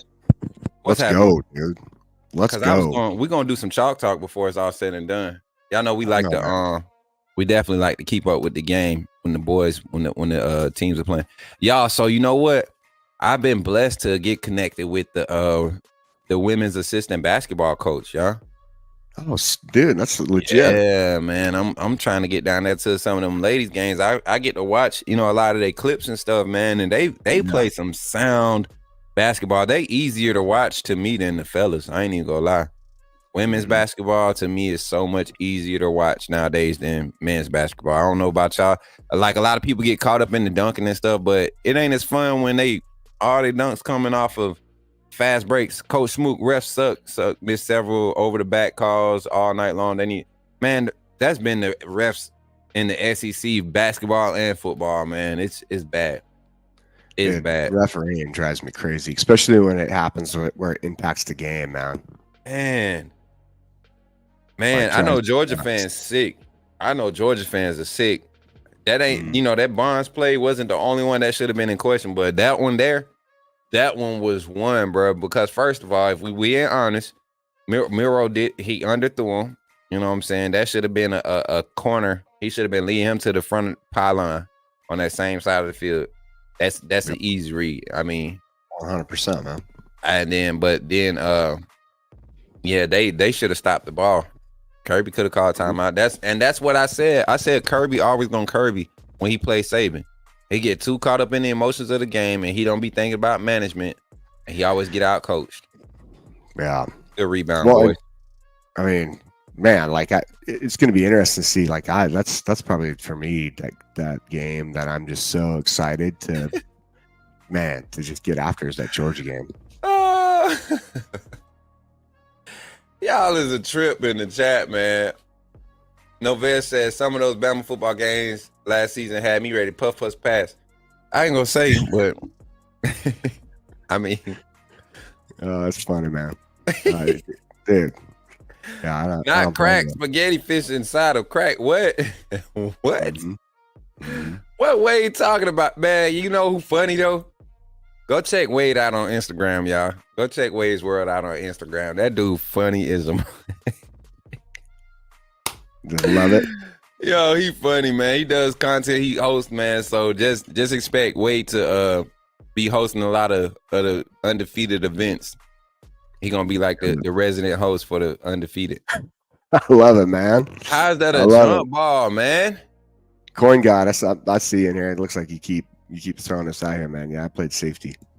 Man, I'm telling you, Coin God got to be like 12, man. I'm convinced. Yeah, I see. That's why he said I'm nice. Like I'm okay with it, man. Like he's been good. He's been good with me, man. I don't got no too nice. But I am nice. I'll tell you what. I like tell guys, I'll be like, hey man, I'm about to talk mad shit and light you up, but at the same time, like I really respect you. I hope you have a good day, have a great evening. You know, I hope your dinner goes smooth. I hope everything is just good for you. I hope you have a good life. All right, we're good. Not me. I don't even. I don't. You know what? I've gotten a lot better, but I used to be the one riding the bus to school. Was a daily task for me where I grew up at. Like you had to be ready for war, getting on our bus. And I learned very quickly, my 7th grade year, me and my brother. And I learned very quickly. And I learned how to first of all, I already knew how to fight. Ooh, these boys on fire now, they cooking. Nice 3 by green in transition. I like it. But yeah, I learned how to roast real fast because I got tired of fighting early on. And everybody wasn't trying to fight me. Everybody just was joking. So I started learning how to roast. And then, yeah. So I don't have no filter. I mean, I was always kind of bigger, but it ain't that I don't agree with everything you say. It's just a lot of stuff you said when you first came in here. A lot of your takes was just like everybody was looking at your takes like why? And I understand everybody got different points of views, but some of your stuff was like the glance, and that's why I like messing with you, man, because it made it easy. Like it was kind of like, you know, when you go to the gym and you kind of shadow box for like 20-30 minutes before you even start working out. It's no sweat. It doesn't bother you. It don't hurt you. It doesn't look bad, right? It doesn't look bad if you know what you're doing. That's what Coin God is for me. Like I could just kind of flex my muscles a little bit. I'm just playing Coin God. You my boy, man. Or you can also see those guys in the corner of the street. You know, they're out there every day when they go back to their little tents and then they come back out, shadow box by the bus stop. So that's always interesting. Oh no, he didn't play with Peters, man. No, man, I'm a little older. Yeah. Golly, you see what I'm saying? Sometimes I'm a plant-based. Wait. What do you say? You're plant-based and proper? What you mean, Nicole? Is that I know what that means. Hey, these boys, they gonna win it. Yeah. And Florida always carries a good, solid squad on basketball, bro. They always carry a good, solid. You know, they either gonna take over, or they gonna stay in the middle. Like they never trash their basketball team.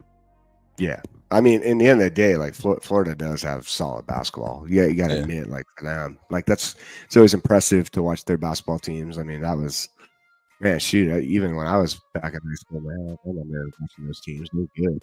Mm-hmm. They're always competitive. You know, it's just nice to see now on the side, like with Bama bringing it. You know what I mean? And that's been the thing about like since Saban's come.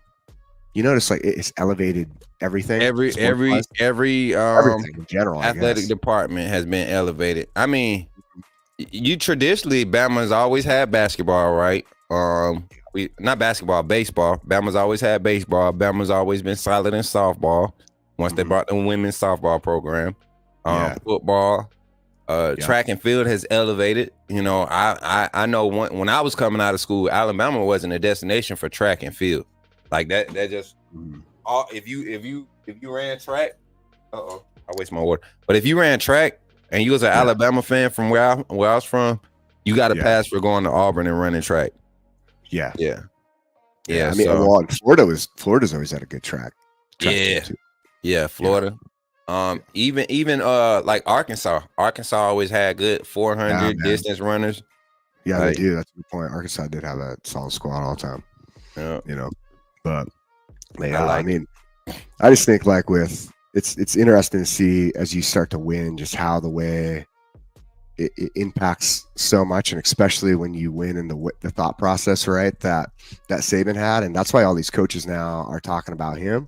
I think we're gonna see that same, you know. And your talk on this, and who was it?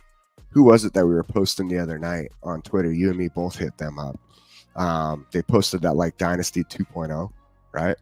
I forget who it was, but Ala friggin' Bama. Yeah. I forgot who it was. Oh yeah, that was him. Yeah. But he was one of the first ones that commented on my video on the YouTube channel that I made, you know, talking about the similarities of the coaching hires and all that. And bro, it's crazy how and I was able to go back and listen to it. And that was a month ago, right? And now you look at the finishes, because I was looking at what was coming over all with his offensive staff and everything, and then what was kind of set in place on the defensive side. But now you look at it, now it's like even more similar. You talking about Bo Davis, Freddie Roach similarities, right? Their status and where they at.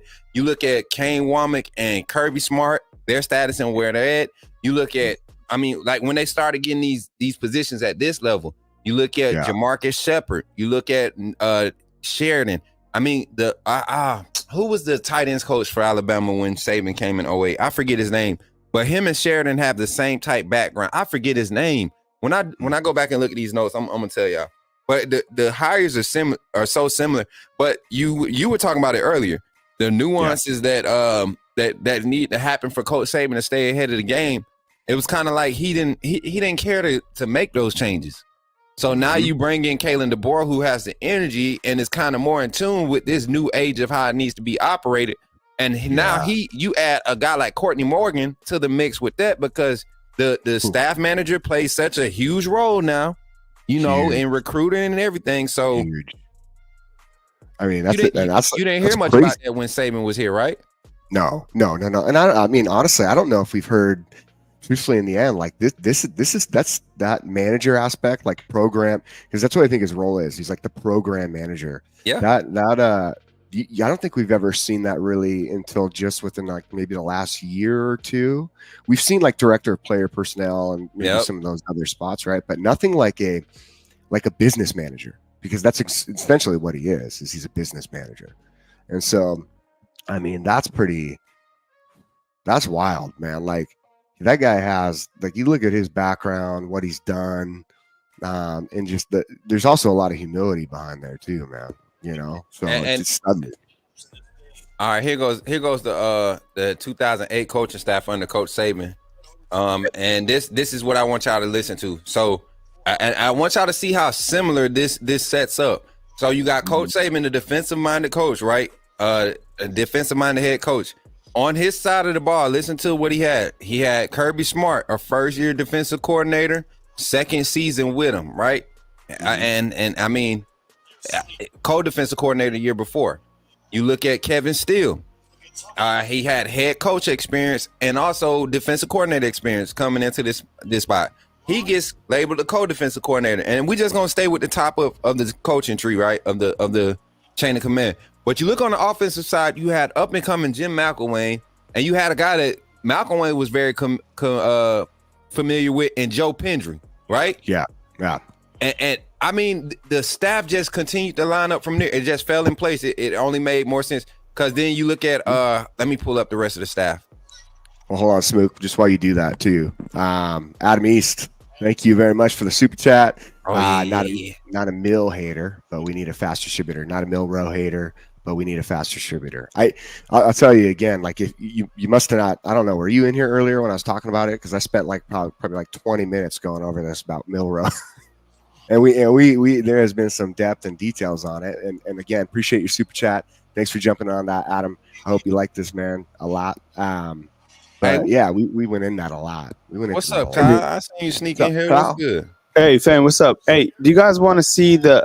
I want to ask Undefeated. Do you guys want to see the NATO press conference? I mean, this game is crazy. You know they do. Yeah. So okay, I'm gonna pipe it on. So just I'm gonna get everything ready, and then I'll give you guys the green light. So just watch the private chat, and then we'll bring the NATO press conference. Cool. All right, bro. All right, like. Oh no, they didn't call a foul on that. Oh, good steal, Mark. I like that. Hey, yeah, but yeah, man, let's talk about that a little bit. I know the basketball game on, but the quick distributor thing.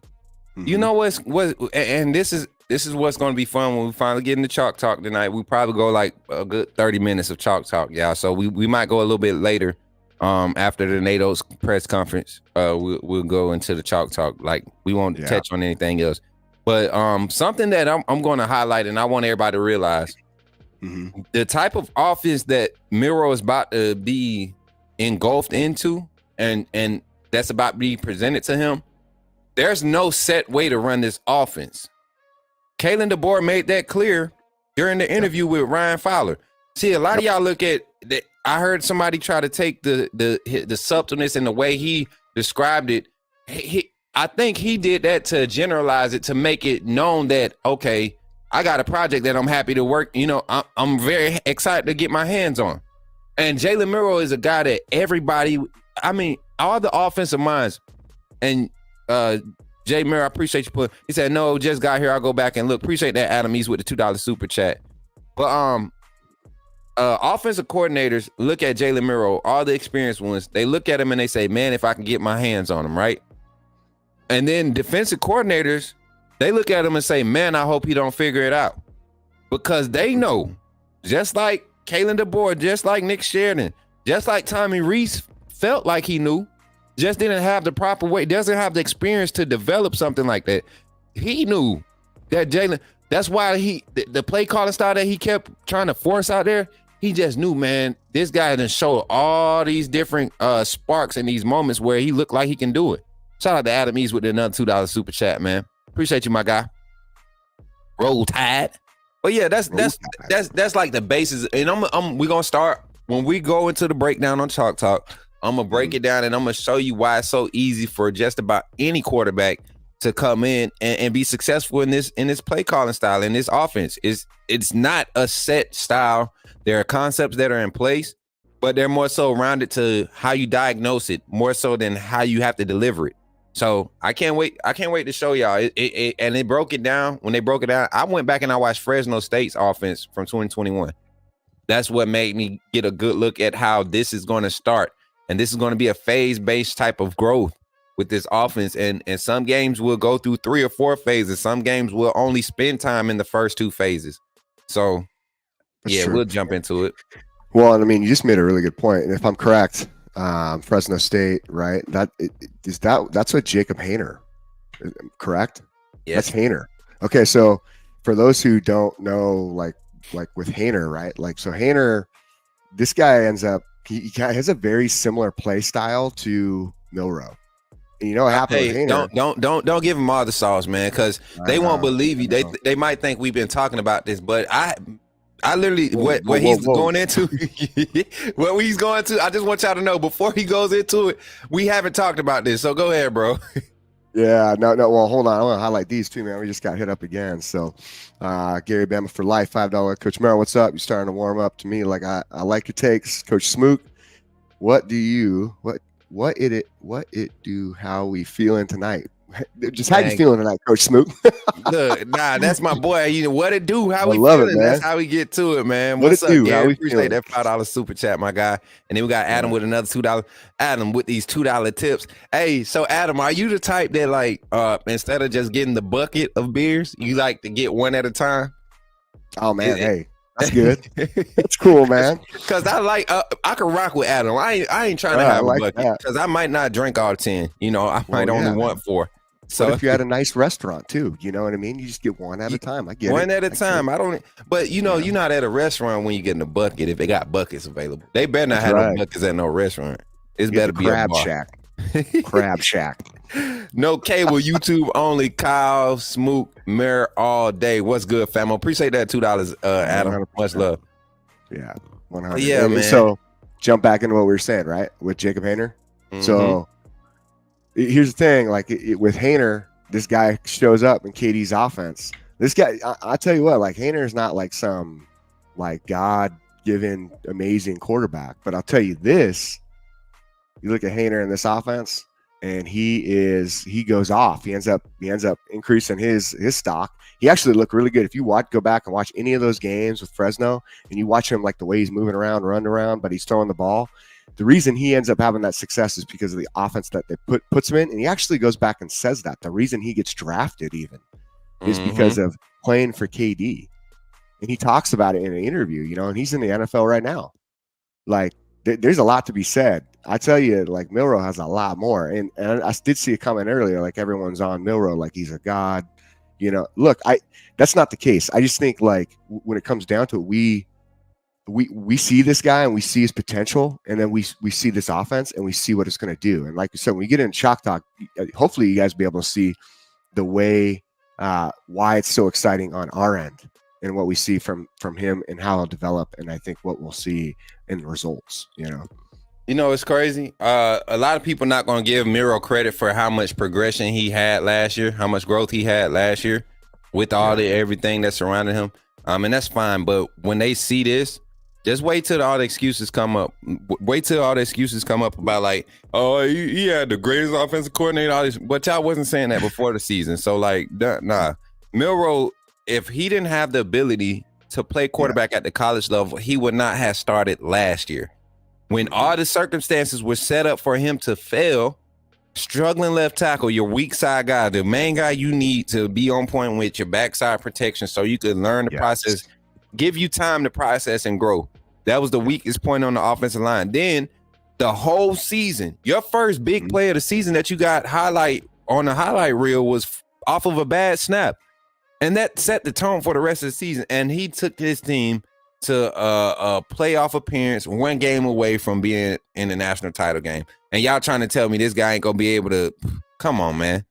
We got the NATO's conference coming up. That's crazy to me, Jake. Because like, how do you even stand up? How do you even stand up and sit there and look at the way those games was played, knowing it was so many opportunities for us to be whooped, like really be at a disadvantage, and he just made play after play, play after play. Dude, something about, I'm gonna tell you what, man, like just winners win. It's a mindset thing. And Colin, I see in here, Colin Bellew. I gave you a shout out on the episode earlier, man, for all the comments you were making yesterday. Like I saw a whole bunch of stuff you were putting out yesterday. It was great, man. And I didn't get to it. So, but yeah, Colin, Hayner has gotten reviews in Saints camp last year. Who dat? That's right. Auntie Janet with the $20 super chat. Stand up, live in Huntsville serves.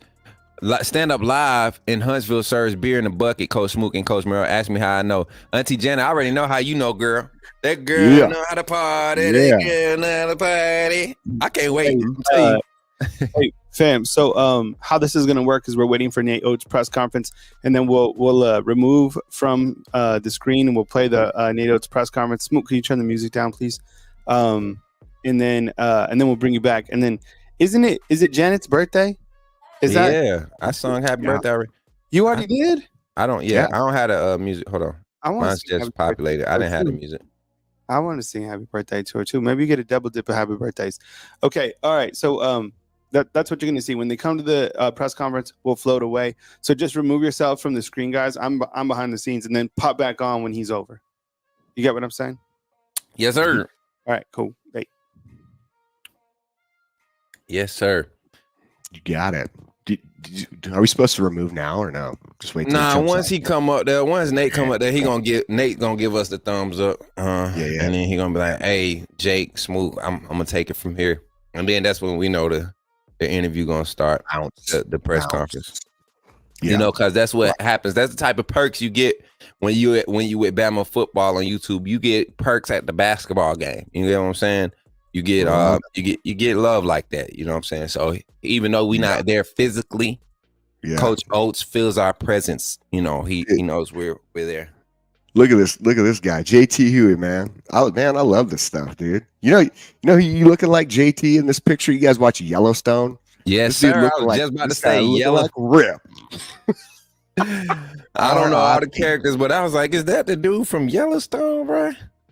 Yeah, man. Good for you. Hell yeah. Hey, Alexa, don't he see everybody talk about me talking fast, but Kyle get the rolling too. I thought he said NATO too, and I was like, wait, time out. Time out, Kyle.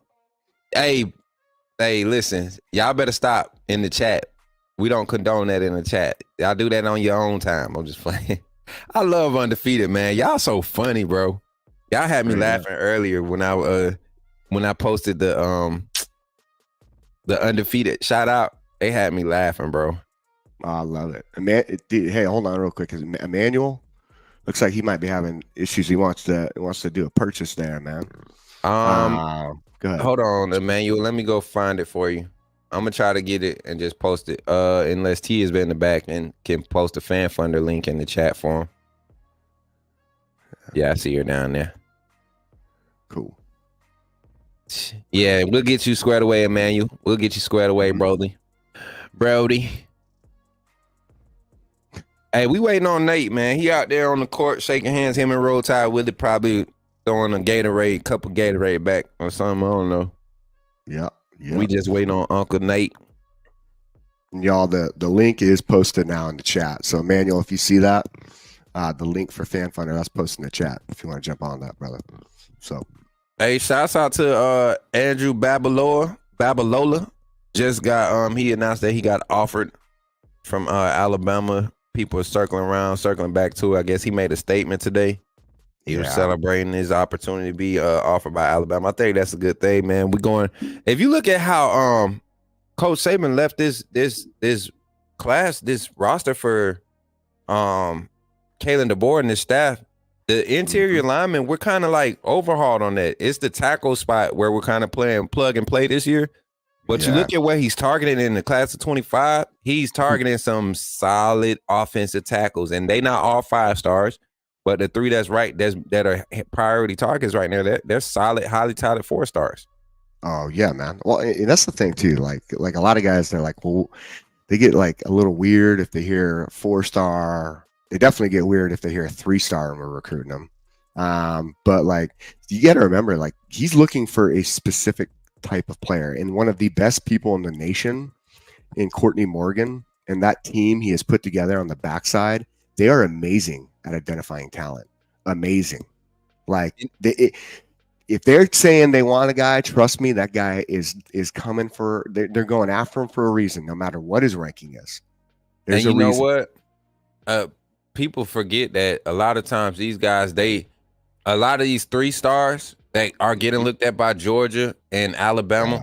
The reason they're 3 stars is because of the simple fact that they don't camp anywhere else. They'll go to a Bama camp or they'll go to a rivals camp somewhere and create some buzz, right? Yeah. And then they'll disappear. That same thing that happened with QB Reese. QB Reese didn't do a lot of camping. One, he was injured, was dealing with injuries a lot. But he just, once he came on Bama's radar, it was kind of like where he wanted to go. That's what he wanted. A lot of kids will get that. Same with Dre Kirkpatrick. I think Dre Kirkpatrick could have went and camped at a lot of spots. You look at his highlight film, you look at what he did in the All-Star game. Wow. Like he could have camped at a lot of spots and been a 4-star, pushing for a 5-star. But 3-star Drake Kirkpatrick is a steal. Oh, he's a steal. I was watching his highlight just before it came on, man. Like stud. I mean, and you know what else? Coach Saban did something real nice for Kane Womack. He went after some ball hawks. Oh, yeah. You look at all the DBs in our 24 recruiting class that signed. Whoa. Peyton Woodyard, Dre Kirkpatrick. I think probably the only one that's not really a ball hawk is Rodarius Morgan, but he'll undercut you something nasty. His hands ain't the best. That was something we used to joke on him about, but that joke will undercut you with some of the nastiness, him and Kirkpatrick. So I can't imagine to see those two guys at Rover and Husky in this scheme. Dude. Oh my God. Oh my God. I know we got the super chat. Fan Thunder daily leaderboard. I love it. My guy Patriot Life in first place with the 89.99. We got my guy, my auntie Janet on the birthday. Second place with 59.97 super chat. We got Luke Phillips in third place with $30. Then we got Road Warrior with $11.98. And then we got Adam East in fifth place with the $10. He been dropping them $2 bombs. You know what I'm saying? Them last $2. Here you go. Shot up. So there goes our super chat daily leaderboard, fan funders. We've had Patriot Life gift. How many? 10, 20? 20 today? Or is that the same ones? Might be the same one. Unless he did do 20. I mean, hey, if you did 20, hey, Patriot Life, shout out to you, dog. That's why I said Patriot Life. You never know. Patriot Life will do 20, so ain't nothing wrong with that. But big shout out to new members, Facts. Hey, we got our sponsor out there too, since we still waiting on Nate. We got the sponsor back there. Oh, nah, it looked like Nate coming. Nah, he ain't coming. Yeah, he coming. All right, let's remove. All right, we'll be back. Hold on. Let me see. We'll be back. They look like the players coming up. They got 2 up there. I'm going to learn these schedules, y'all. I'm going to learn, like, what to look for. Mm-hmm. So when we start doing these, we kind of have a more, solid flow. We got 240 in the chat. Don't forget to run the likes up, too, man. We just giving y'all an inside look at the Nate Oates press conference. We know y'all love to keep up with all things Bama sports. We don't just talk Bama football. We support all Alabama athletics. Mess around and let the gymnastics SEC competition week come by. Ooh, boy. My daughter got me onto that. She enjoys watching Alabama gymnastics. She loves watching it. Mm-hmm. Man, no, I like, for me, I know, like, when you talk about that, you talk about gymnastics too. It's kind of funny, man. Like that's my kid's like that too. She loves gymnastics. Mm-hmm. And then you got my son who just loves like tackling the dog. Wow. That dude's gonna play like defensive end for sure. He's monster. You know what's crazy, bro? My youngest son, I don't think he say he want to play football, but I don't think he want to play football, which I'm cool with that. Oh yeah. I'm like, if my kids, as much as I love the game, y'all, I'm cool with him not playing. Like, yeah. Let's look at some stats, y'all. Go ahead. What you was about to say? No, you good. Let's look at some stats. Let's talk about the game. Let's talk about like I said, I man, let me tell you, I missed the first like 6 minutes of the game, but I was able to catch up with YouTube TV. And I mean, this game was close throughout the whole game. I think Florida had took a lead at one point in the game, like closing out the first half. I want to believe. Chat undefeated. Y'all let me know. But let's look at some of the stats. Let's talk about let's look at Alabama's side real quick. All right, I see him in the back. But you see Sears led this, he had 17. Nelson led with 22. Percentages looking a lot similar to what they've been looking like this season. These guys, when they on, they on. When they off, they off. It's crazy to me that they shot 25% from the field goal from 3-point range and was able to still win. Of course it took overtime, but that's horrible. 25% from the 3-point. That's bad. That I will, what I'm impressed with though, and you see it right here in like their overall with the rebounds, man. They got rebounded by 10. Yeah, they tie it up in their free throws, right? And their percentage is not equal. But that rebound aspect is huge. That's what one of my main complaints was about our team. Getting those shots up and not necessarily just rebounds, but the offensive rebounds to create the second chance points. The opportunities you create with just attacking the offensive boards are exponential in a game of basketball where it's going to be up and down, tempo wise. And these the Florida players. We're gonna watch them too. All right, y'all. We'll be back. Yeah, obviously disappointing result for us. For the majority of the game, we played pretty well. To come in here, against a top 5 team analytically and to be in the lead for 30 minutes. I think says a lot about the growth of our program and where we've come over the last couple months. I think we're playing like one of the best teams in America right now. I'm disappointed about the outcome.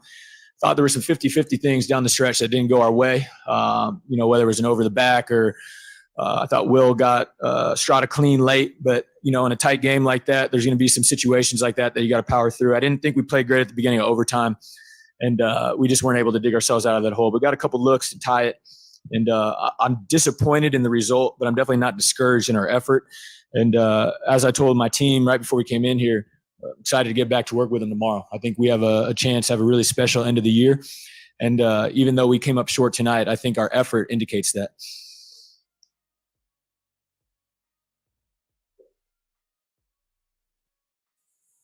You were able to score in the paint on some jumpers from 3-point range. Just what were you able to find within Alabama's defense to put up 27? Just like you said, getting in the paint a little bit. They big wasn't really helping. So one-on-one layups with the guards, and then my teammates just finding me for open threes.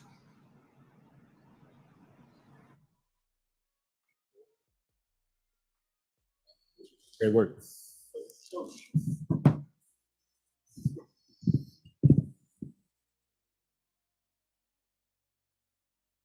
Like your coach. Yep, I got you. You came in as one of the best offensive rebounding teams in the nation. Alabama was able to kind of equalize that a little bit tonight. Just were they doing anything different than you saw on film, or it was more in your guys' end?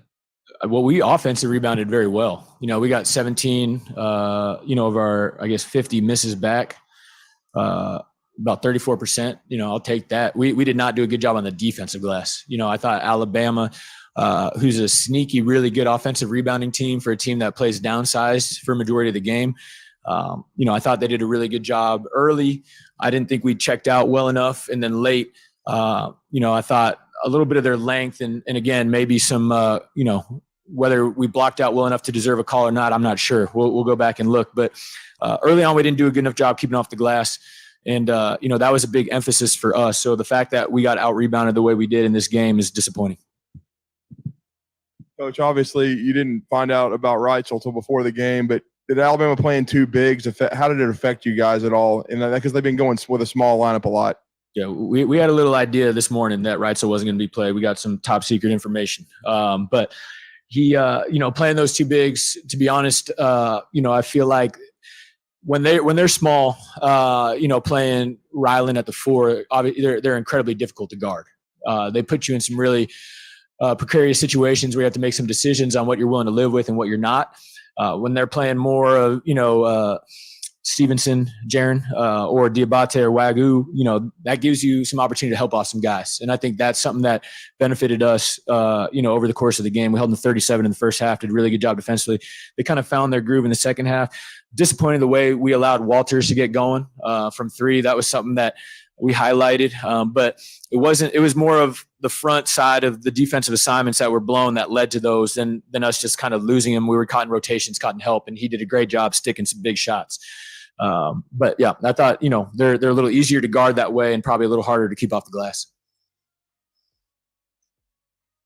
Coach, on that same note, Alabama's been shooting in the 40% here in Coleman Coliseum. They went 11% in the first half, but 25% on the game. Did you do anything specifically to guard the 3-point shot that worked effectively for you guys? Yeah, well, in the first half, I thought we did a good job of getting what we considered the right guys to take them. I think, in the first half, I think Ryland and Mark had only 6 threes taken combined. So I think they had 18 taken in the first.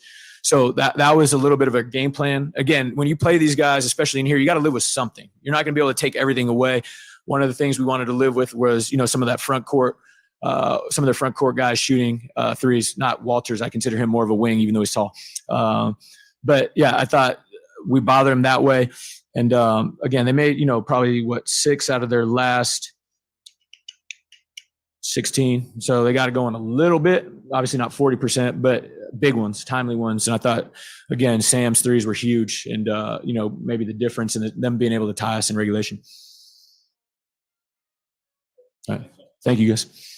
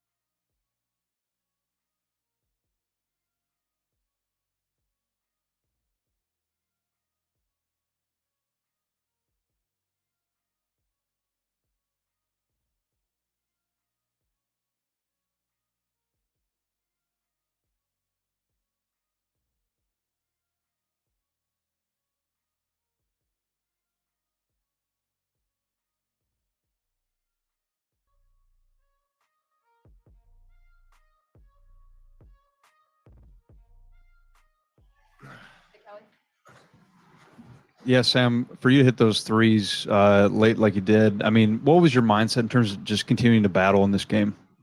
Really, just my mindset every time I go into the game is just to focus on defense, and everything else will take care of itself. Because I know if I defend, I have a higher chance of staying in the game. So I was really just focusing on my job defensively and letting the offense come to me. So.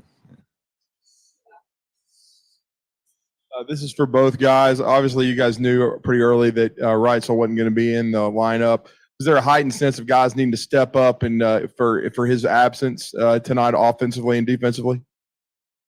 I mean, definitely the way he's been playing. I mean, guys like Sam, Jaron, people who are going to be in the rotation a little more, playing a little more minutes, need to step up, and Sam did tonight.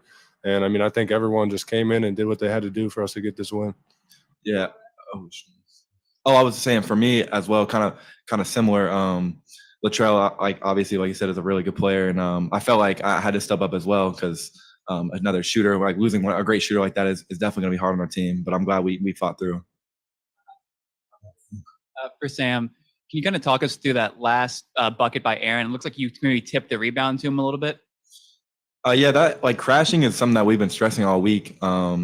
And really just our whole season, but really like throughout the past week, we figured out we needed to crash harder because we're pretty athletic, pretty long. So that's a thing that we've been trying to work on, and that's something that I've been working on as well. And I was glad I was able to tip it to him and he can score. One for each. For Grant, just how have you seen Sam mature throughout his freshman season? And for Sam, did you grow up rooting for the Gators at all, or do you have any ties to that? And how did it feel to do against your hometown team or home state team? Yeah, I grew up originally a little farther from Gainesville, but from my freshman to senior year, I was like literally basically in Gainesville. So I definitely grew up like my whole life kind of a Gators fan.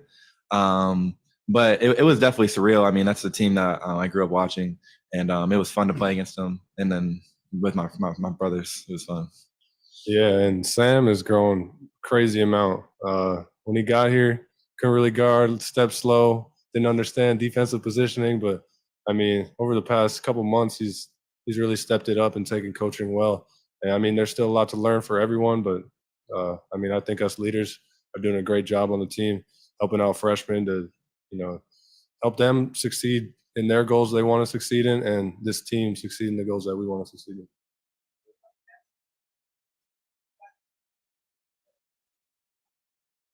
Just for you, Grant, you obviously you had to adjust coming from North Dakota State and to the SEC, and especially when conference play started. When did you really start to feel comfortable and settled offensively?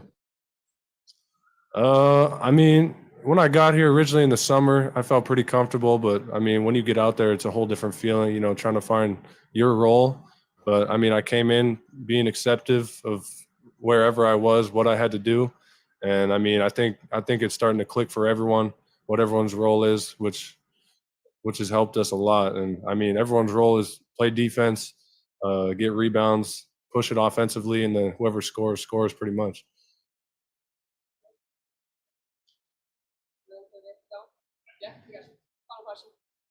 This can be for either of y'all, but I don't think you guys took a three until I think it was the 11-minute mark of the second half. Was that kind of something you guys discussed maybe at halftime to change the game plan, kind of attack the paint a little bit more when they weren't falling in the first half? I mean, we were taking good shots first half. I know we hit like 2 out of whatever. I think some of our guys, just kind of got down on themselves, which can't happen.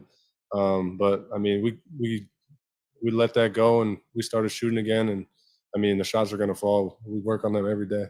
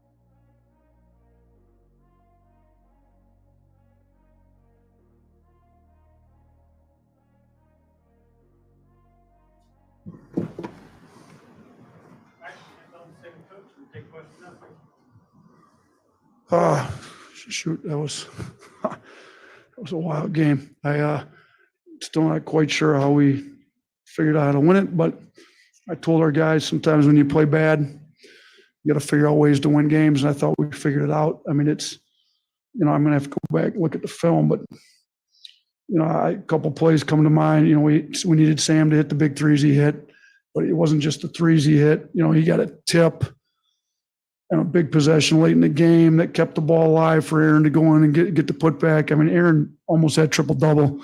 He finished with 28 and 8 with 5 boards coming from the guard spot. That was big. I thought it's probably Grant's best game. 3 hitting the corner was huge, but the 6 blocks were bigger. Our defense, again, was not good. We've got to figure this thing out better. We got to do a better job on it. We're figuring out ways to win. If you're going to win a league championship, which we're obviously in the hunt for now with 5 games left, these are the games that you got to figure out ways to win, even when you don't play well. I mean, we were 2 for 18 from 3 at the half, and we were within striking distance. It was only 4 points. And then we got down even bigger. I know we were down 10 at some point late in the game, 8 minutes, somewhere in there. And we figured out a way. We came to the huddle, kind of like Georgia. We said, listen, man, we're going to figure out a way to win this game. We're going to make some big plays. Thought this was maybe Sears' best game defensively. He was scrapping. He was in there, the big steal he had late in the game. But Ryland's tip where he got fouled, goes to the free throw line, makes 2 free throws. We figured out ways to win this game when we didn't play well. And I told them at half, guys, we've been through this formula before. When we're not making threes, you can still win the game. So what you got to do is go kill them on the old glass. We ended up with 21 boards. You got to get yourself to the free throw line. We outscored them at the free throw line. You got to take care of the ball and turn them over. Now, we didn't turn them over enough, but we had 1 fewer turnover than them. We won the free throw deal, and we won the offensive rebounding deal and kept it even enough on the second chance. And then look, they're a team that scores a ton of points in the paint. Grant with the 6 blocks, I thought Nick played way better in the second half. But for us to outscore them 56-40 in the paint, our guys have the wherewithal. We obviously like to make a lot of threes around here. We made 18 back-to-back games going into this. It wasn't dropping. We figured out a way to score 56 points in the paint. So I give our guys a lot of credit. They figured out a way to win a game. I give Florida a ton of credit. They came in with a great game plan, played well. Their guards, we didn't do a great job guarding their guards. We got to do a much better job. We don't play better on defense. And we're up on Saturday. We're not going to come out with a win. So we got 2 days to really try to lock into a scouting report and do a much better job on Saturday than we did tonight. But give our guys a ton of credit, give Florida a lot of credit. We're going to have to play much better at their place. Hopefully we are able to get Reitzel back quick. He got a head injury. He's being evaluated on a day-to-day basis. So, got to see when he starts to feel a little better. Hopefully we get him back here soon. No. Yeah, Nate, how can a game like this, the way you guys won it, help you in the postseason and come March? We can reference back to when we didn't shoot well. Honestly, we didn't play well in a lot of areas and still found a way to win against a good team. I mean, this is a team that was as hot as any in this league. Got the number 9 ranked offense in the country, and we didn't do a great job on defense. We did probably made them look even better than the number 9 offense in the country, and we still figured out ways to win. We just keep, if we get in a tough game in the tournament, we're going to reference these ones back. The Georgia game, if we get down, we were down a lot bigger against Georgia on the road, figured out a way to win.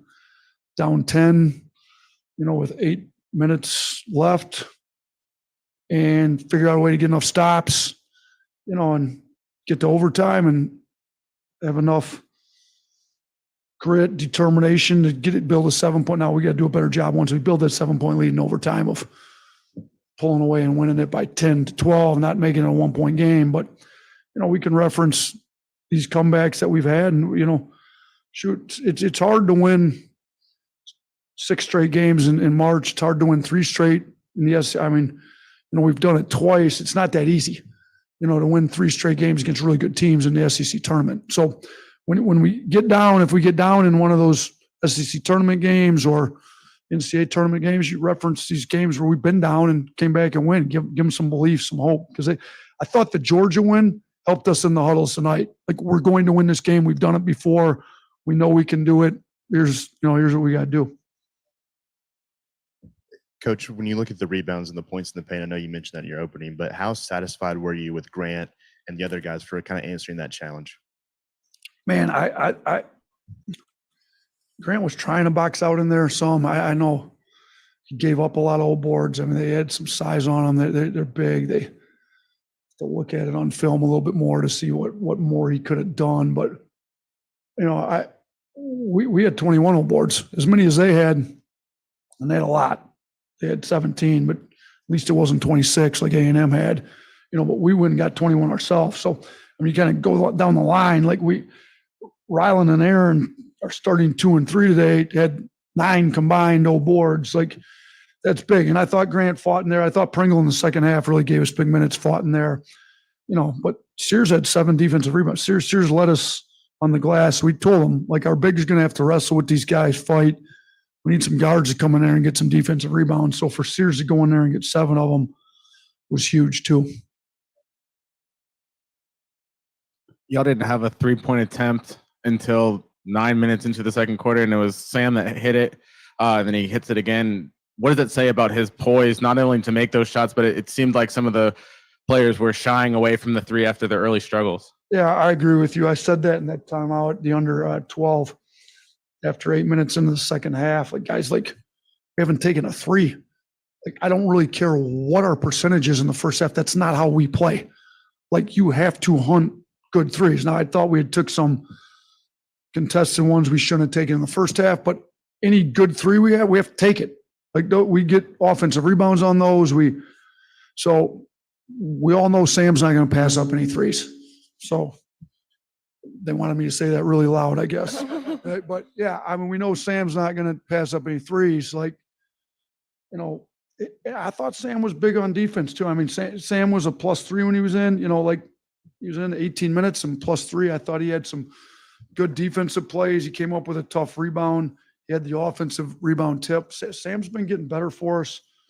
And without, 4 or 7 from 3, I told Sam's been getting better on defense. And I've told him, listen, Sam, you don't have to forget about your off.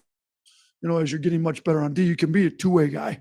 So it was good he was 2-way guy tonight. His defense was better. He had the block shot in there, made some tough plays, and, he hit 4 big 3s, needed all. I'm sure he made a half our 3s tonight.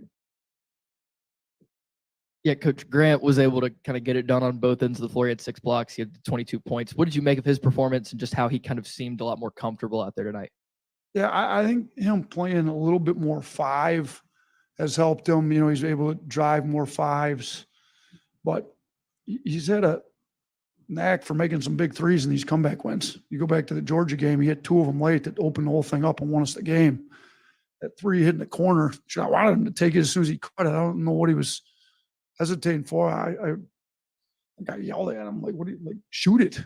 And he decides to jab and shoot it and it still goes in. But, like, no, we want him taking the correct 3s and build up a bunch of confidence. But the 6 blocks he had to go with, I mean, the hand one finish he had late when we were down 3 and went in, made the free throw. I mean, he's I thought this was maybe his best game he's played on both sides, the best 2-way game he's played. Played really good on defense at Mississippi State on Tolu, but talk about both sides of the ball, I think this is the best I've seen him since he's been here. When did you guys know that Latrell wouldn't be available tonight, and what went into the decision to put Jaren in the lineup? This morning he had a head injury on Monday, and we're still evaluating it, seeing how he feels. And so Sam played really well. We had multiple options. Sam had played well the last game. We kind of our thought process was, I thought Grant's been good at the 5, so let's keep him at the 5. Do we go with Jaren or Sam? Even Mo D was talked about because he's tough and they rebound it well. We just thought without Trelly in, Sam's more of a, even though he's 6'9", he's more of a 2 guard than he is a 4. So we thought our rotation with starting if we started Sam, we'd start the only guards we really had playing in the rotation tonight. So if we bring Sam off the bench, we can get a rotation with Mark, Aaron, Ryland, Sam.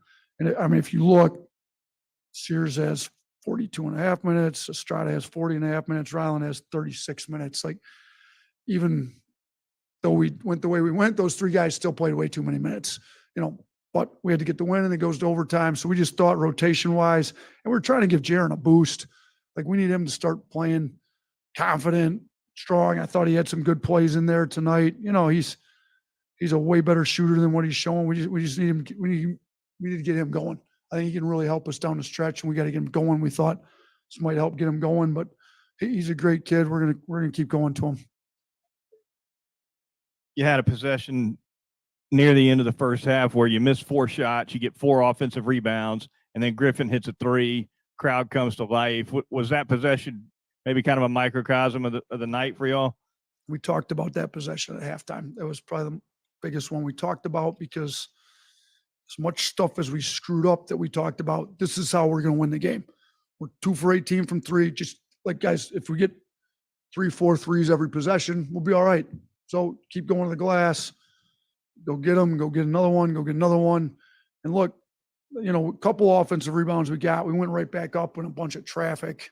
That one, guys, if everybody's collapsing the paint, turn around and spray it out. Like, we need more threes anyway. So I thought that was huge. I was fired up after that one. It kind of was a microcosm of how we needed to play to win the game in the second half. And we had a bunch of boards there in the second half.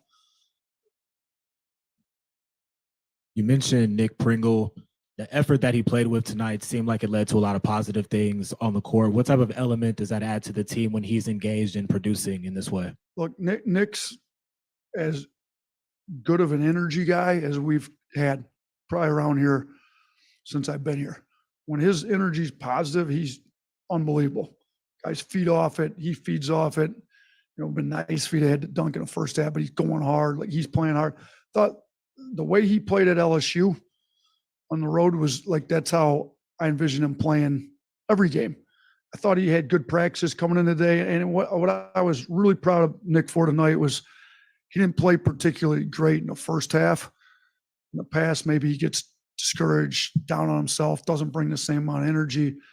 I just went to him at half, like, we got to have you in the second half. Like, you got to bring it. We need your energy. He says, I got you. I thought he was much better in the second half. And I mean, we feed off his energy. We need it, whether he's in the game, even on the bench. He's great coaching guys up, telling them what to do.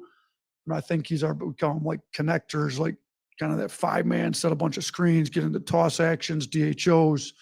Like, he knows how to do it better than anybody. And we need him out there doing it to make our offense go. We need him out there making tough plays on defense too. Coach, a little bit of different question. News today that your play-by-play guy, Chris Stewart, now the official voice of football. He travels with you everywhere, part of the team, I'm sure. How happy for him are you, and what has it been like to work with him the last few years? So I always have a radio interview with him, before the game.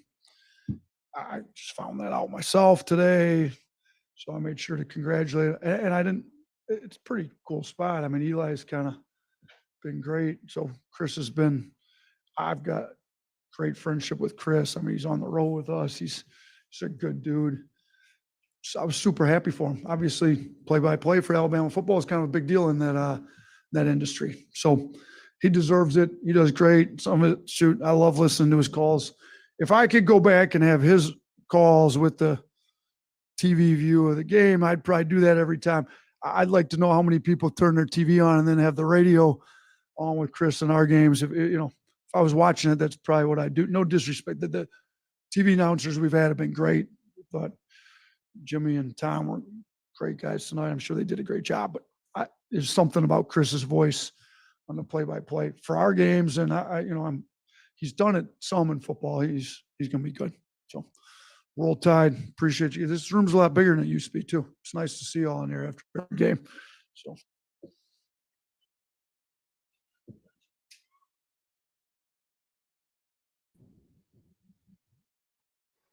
Yo, what's good, everybody? As you all see, we are back. celebrating after the big win, Alabama over Florida.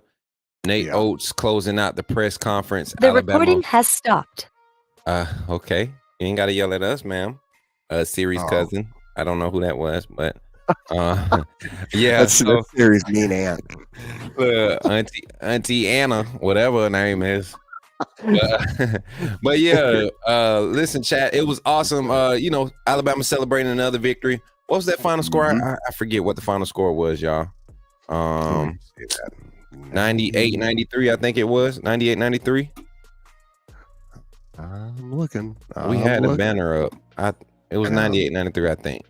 98-93. There we go. 98-93. Alabama takes home the home win. They bring home the win and put another W in the not only the win column but the conference win column. And you heard Nate Oates saying I think they got 5 more conference games left. So you really want to secure those. This is good momentum. I want to say this is the fourth conference game in a row. Third or fourth. Somebody in the chat tell me. What's your take on it though, Miro? After listening to what Coach Oates had to say, then we're gonna get up out of here and catch everybody tomorrow. Yeah, but I liked it, man. I thought he brought up some good points, man. The 3-pointer, you can't force those. You need to put yourself in a position that's more smooth than forced. I think also on the standpoint, it's funny because Florida's coach actually brought this up was like rebounding, which we just talked about. I mean, it's in basketball, you give yourself obviously as many opportunities as you can, and you want to be as smooth as you can in those opportunities and not force them, right? And those rebounds play a huge part of that. And so it's great to see like that team come out and rebound and just, I mean, you're playing against one of the top rebounding teams, I think, in the nation too, with Florida. In Florida, yep. So that was a big. I mean, obviously, I would say that's probably why they win this game. Being able and not just not dominate. You didn't have to dominate. You just had to pick up what you were doing statistically over a period of time, and that's something that I think that I'm adapting to with watching this style of play from this Bama squad, because I'm used to us being more relentless on defense under Nate Oates. Forcing guys, chasing guys off the 3-point line, off the perimeter, guys rotating backside already, knowing where their rotation is off of the skip, the skip guy. I mean, it's just, that's why I say basketball, me and basketball, trying to diagnose it and talk about it never end up good, because I see it all, man. It's like my eyes are made for the basketball court, which is crazy because I love football, but you put me out there on the basketball. But yeah, so tomorrow, y'all, we're not gonna do chalk talk tonight. We're gonna get up in the morning, and myself and the plan is we're gonna finalize it. But the plan is to try to get me and bro on tomorrow together, kind of combine our segments together. So we'll be on for a little bit longer if everything goes smoothly and we plan it out like that. But you all know Kyle is going to kick it off in the morning. Tomorrow's Thursday. It's either going to be Kyle or Ty. We ain't put the final schedule out, but y'all know the lineup, man. We got everybody coming back tomorrow. Was Coach Jay on tonight? No, Coach Jay wasn't on. Coach Jay had class or something tonight. So man. Today's Wednesday, right? Today's Wednesday. So Coach Jay wasn't on.